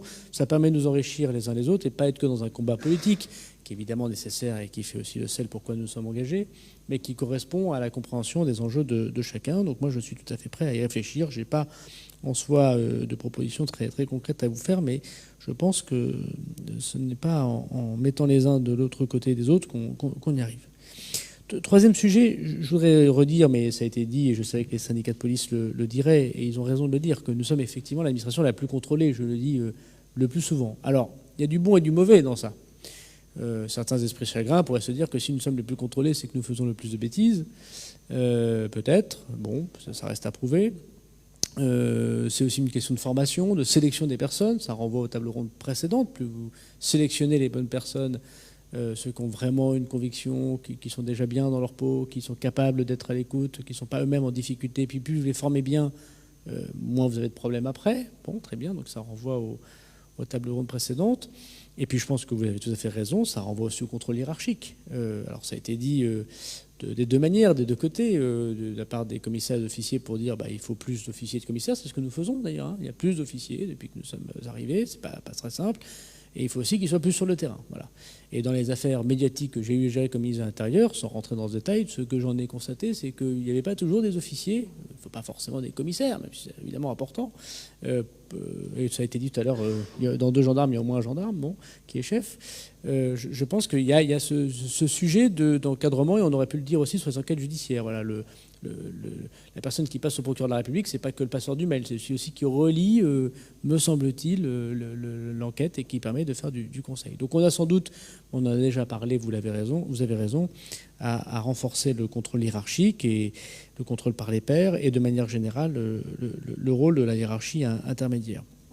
C'est aussi du bon, parce que je pense qu'effectivement, depuis très longtemps, parce que d'abord on a la force, vous avez raison, la violence légitime. Dans la violence légitime, ce qui est important, c'est aussi légitime, et donc une déontologie, et que c'est la noblesse de la police de la République et de la gendarmerie nationale que d'agir ainsi. On est particulièrement contrôlé. Mais enfin, il y a d'autres corps, je le dis à l'opinion publique, qui ont beaucoup de responsabilités, qui influent sur la vie des gens, et qui sont moins contrôlés que la police nationale.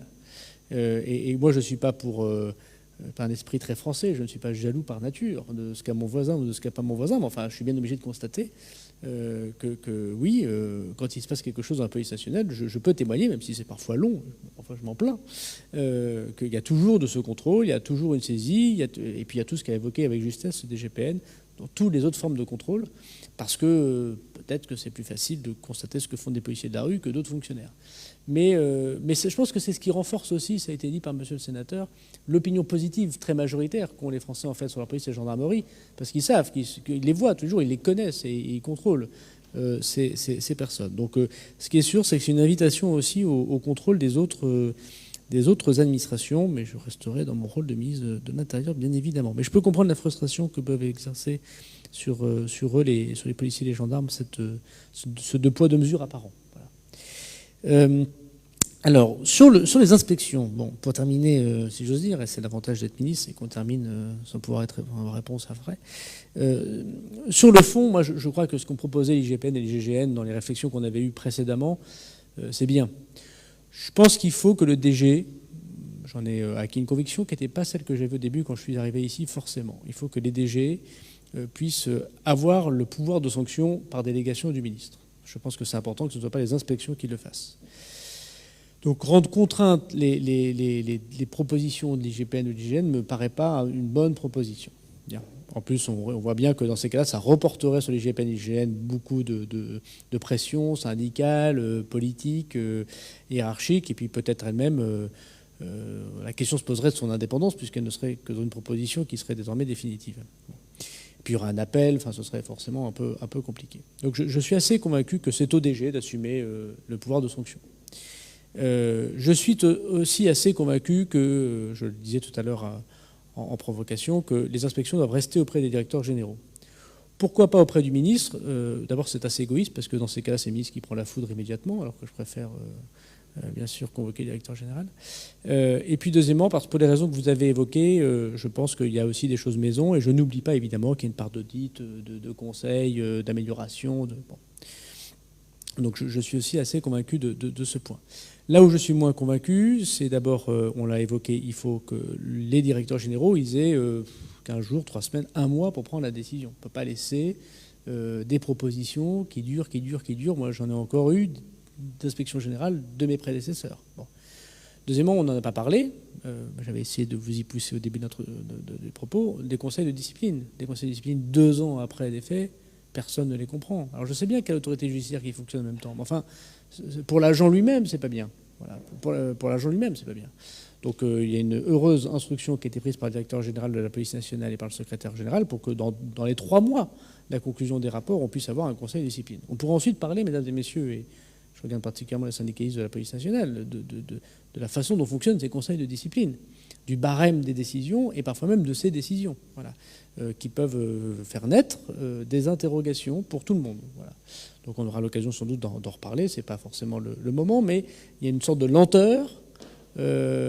Après cette lenteur, souvent, quand on juge très loin des faits, évidemment tout ça est un peu absurde.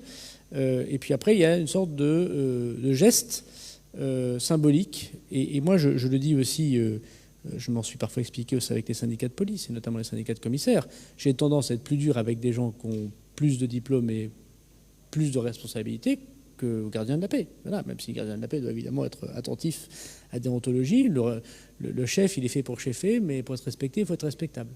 Donc je pense qu'on aura aussi un jour une discussion sur ce point. Et puis je terminerai sur un point qui a fait naître aussi une nouvelle instruction cet été, suite au drame absolu de Mérignac. Voilà, on a des gens condamnés dans la police nationale de gendarmerie, très peu nombreux statistiquement, je le dis pour le public, de moins 0,2% de notre public, mais enfin, qui ont été condamnés par exemple à de la prison ferme ou avec sursis pour stupéfiants. Bon, moi je ne peux pas être patron d'une administration qui lutte contre les stupéfiants tous les jours et qui garde dans ses effectifs des gens qui ont été condamnés à de la prison ferme ou avec sursis. Ce n'est pas une simple consommation sur la voie publique quand on était jeune. Hein. Voilà, donc il faudrait aussi qu'on ait ce discours et qu'on en discute. Et d'ailleurs, je pense que ça vaut pour toutes les administrations. Quand j'étais maire de ma commune, la première chose que je faisais, et qui n'avait pas été toujours fait précédemment, c'est de regarder que tous ceux qui étaient en contact avec les jeunes, me confiaient les parents, n'aient pas de problème avec les jeunes. Ça me paraît assez évident quand on est père ou mère. Bon. Qu'est-ce qu'on aurait dit si c'était l'inverse ? Bon. Je crois que peut-être que des gens qui ont été condamnés pour stupéfiants puissent être de façon définitive, encore une fois, et à de la prison, voilà, dans la police nationale, gendarmerie, me pose un certain nombre de questions. Donc on a sans doute à améliorer cela aussi. Ça pose des tas de problèmes, évidemment. Il ne s'agit pas de les régler immédiatement, mais je pense que ces 0,1% pourrissent l'image des 99,9% d'autres qui sont tout à fait, évidemment, respectueux de la loi et conformes à la morale républicaine, et pas d'autre morale que nous exigeons des serviteurs de l'État. Là où je suis moins d'accord avec les inspections, où je trouve un peu de corporatisme quand même dans les prises de parole, mais c'est ma liberté que de le dire. D'abord, je trouve que imaginer quelque chose en commun n'est pas remettre en cause la dualité ou le duo des forces de l'ordre sur le territoire national. Le STC carré a été inventé. Je n'ai pas l'impression qu'en ayant mutualisé un certain nombre d'informatiques comme le NEO, on est mis à bas le système de gendarmerie et de police nationale créé quasiment depuis le lieutenant de Paris. Je crois restons proportionnés. On peut tout à fait imaginer quelque chose qui soit à la main du directeur général de la gendarmerie ou de la police, et puis quelque chose de commun sur les inspections judiciaires, ce qui permettrait de faire de l'audit d'un côté, puis de l'autre quelque chose de plus judiciaire. Ou d'ailleurs, pour le coup, on pourrait avoir soit un chef avec 2 adjoints, un policier, un gendarme, ou au contraire, et donc un grand chef qui serait ni policier ni gendarme, pas forcément magistrat, mais pourquoi pas magistrat. Et moi, j'aimerais que des policiers ou des gendarmes soient nommés magistrats. Et j'aimerais que des gendarmes et des policiers, bien sûr, puissent... il y en a qui sont conseillers d'État, qui vont à la Cour des comptes, qui vont à l'Inspection générale des finances. Il y a des policiers qui deviennent préfets, il y a des gendarmes, des pompiers qui peuvent devenir préfets. Bon, l'inverse doit être vrai. Alors, ce qui est sûr, c'est qu'il faut que ce soit vrai, des deux côtés. Il faut que des policiers et des gendarmes puissent devenir magistrats au procureur de la République ou magistrats de l'ordre judiciaire. C'est un peu plus complexe. Je ne le ferai pas sans échange, non pas de prisonniers sur le pont de la rivière Quay, mais un peu comme cela. Moi, je trouve que c'est très bien pour l'administration, tant que c'est évidemment une portion un peu congrue, mais qui est efficace et qui nourrit les uns et les autres d'expérience. En tout cas, moi, je pense qu'il y a des choses à faire. Donc, je crois que les inspections doivent rester auprès des directeurs généraux. Elles doivent évidemment avoir toujours un travail d'audit, mais sur le judiciaire, je ne vois pas ce qui m'empêcherait de nommer, puisqu'il s'agit de mon pouvoir de nomination, quelqu'un qui pourrait être autre chose qu'un policier ou qu'un gendarme. Donc je ne pense à personne, ma vérité n'est pas faite, mais je pense qu'il faut se laisser cette liberté, quitte à ce qu'il y ait des adjoints effectivement qui soient spécialisés sur cette question. En tout cas, et quand on dit magistrat, ce n'est pas forcément de l'ordre judiciaire. En tout cas, je pense qu'il faut y réfléchir et je ne suis pas convaincu totalement par les arguments. Ce qui a été dit tout à l'heure sur finalement la non-connaissance par la population des inspections, c'est très juste, puisqu'on est quand même dans quelque chose de très, très entre nous là. Mais ce trait entre nous, il ressort périodiquement dans les moments difficiles. C'est ça notre difficulté. On parle calmement, là il n'y a pas d'affaire, donc tant mieux. La plus grande trouille aurait été que hier ou avant-hier, il y a un sujet. Là, toute la presse se serait intéressée à ce sujet. Je ne suis pas certain que la une du Monde soit sur notre table ronde aujourd'hui. Je peux peut-être le regretter, mais comme il n'y a pas de sujet médiatique, du coup, ça intéresse moins les gens. Donc du coup, il faut qu'on soit prêt au moment où le sujet... Oui, c'est ça, M. Verfailly, le problème. Bon. Donc moi, je crois comme vous que l'IGPN et l'IGGN ont bonne presse. Parce que justement, et c'est mon argument de défense souvent devant le Parlement ou devant les médias, l'autorité judiciaire ne vous saisirait pas si ce n'était pas le cas. Voilà. Donc il ne s'agit pas de jeter le bébé avec l'eau du bain ou de dire que les personnes qui le font mal. Peut-être qu'il n'y a pas assez de personnes, d'ailleurs vous avez raison, et non, je n'ai pas 800 personnes immédiatement à mettre aux inspections générales. Mais c'est un process qui mériterait sans doute d'être un peu réfléchi à bas bruit, et donc c'est ce que nous faisons. Et encore une fois, moi personnellement, ma religion n'est pas totalement faite. Je terminerai par dire qu'on n'a pas parlé beaucoup d'audit ou de contrôle interne. Là, on a beaucoup parlé des personnes, mais des structures. Ça a été un petit peu dit par vous. Des structures numériques, des structures organisationnelles, des structures de formation. On parlait tout à l'heure de la souffrance au travail. L'audit interne, il est aussi là pour challenger les directeurs, les chefs, si j'ose dire, dans les organisations. Parce que c'est parfois les organisations qui font que quelqu'un est très fatigué, très harcelé, très malade et qui peut passer un cap qui est en dehors de la déontologie.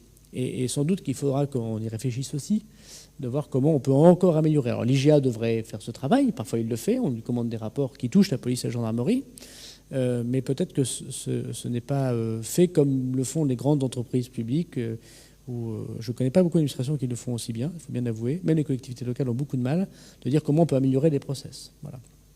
Et je terminerai par dire, évidemment, que ça n'empêche, et Madame la Défenseure des droits l'a dit, et je le remercie, que vous faites un métier extrêmement compliqué, extrêmement soumis à la pression, où, puisque vous arrivez au moment, comme j'ai l'habitude de dire, on est des urgentistes, où tout va mal, il y a plus de pression qu'ailleurs, et que sans doute, à tout péché miséricorde, il faut aussi accepter l'idée qu'on recontextualise les difficultés pour lesquelles sont présentés les gardiens de la paix ou les gendarmes.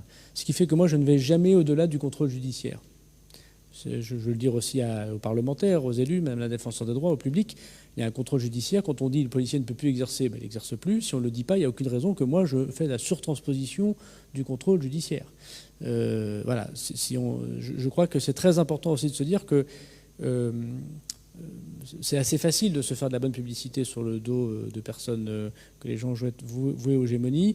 Je trouve que c'est aussi le rôle du chef que de redescendre un peu la température et de prendre un peu sur lui ce qui est déjà extrêmement difficile sans doute pour la personne qui jusqu'à présent, si elle est en contrôle judiciaire, n'a pas été définitivement condamnée. C'est pour ça que moi, j'accorderai toujours la protection fonctionnelle des agents de police nationaux, des gendarmes qui en ont besoin, quand bien même tout viendrait à les accuser. Et si jamais à la fin des fins, ils sont condamnés définitivement, ils rembourseront à l'administration cette protection fonctionnelle. Mais ce n'est pas à moi de juger s'ils ont besoin ou pas d'avoir un avocat payé par l'administration alors que c'est leur statut. Voilà. Donc je pense aussi que, je le dis collectivement, l'exigence de déontologie va avec la protection qui va avec un statut qui est fait pour la personne. Et que comme il y a une autorité judiciaire saisie, il n'y a pas de raison de surtransposer. On se fait parfois plus d'amis, évidemment, en disant l'inverse, mais j'essaye d'avoir un peu de responsabilité en vous le disant. Voilà, écoutez, si Madame la Défenseure des droits me le permet, je propose qu'on en conclue ici le sujet. Je vous remercie beaucoup. Je crois que nous avons la prochaine table ronde, Monsieur Brugère, 7 septembre. Merci beaucoup. Voilà, qui sera la dernière. Et donc autour du 14-15 septembre, nous aurons la conclusion du Beauvau avec un invité surprise. Voilà, et nous aurons l'occasion sans doute de voir que tout ce que nous avons fait n'est pas inutile. Et merci aux intervenants extérieurs et merci aux représentants britanniques de son témoignage très intéressant. Merci à vous. Merci beaucoup, Monsieur le Ministre. Très belle journée à tous et on se retrouvera effectivement le 7 septembre sur les réseaux sociaux du ministère de l'Intérieur pour suivre cette ultime table ronde du Beauvau de la sécurité. Merci et belle journée à tous.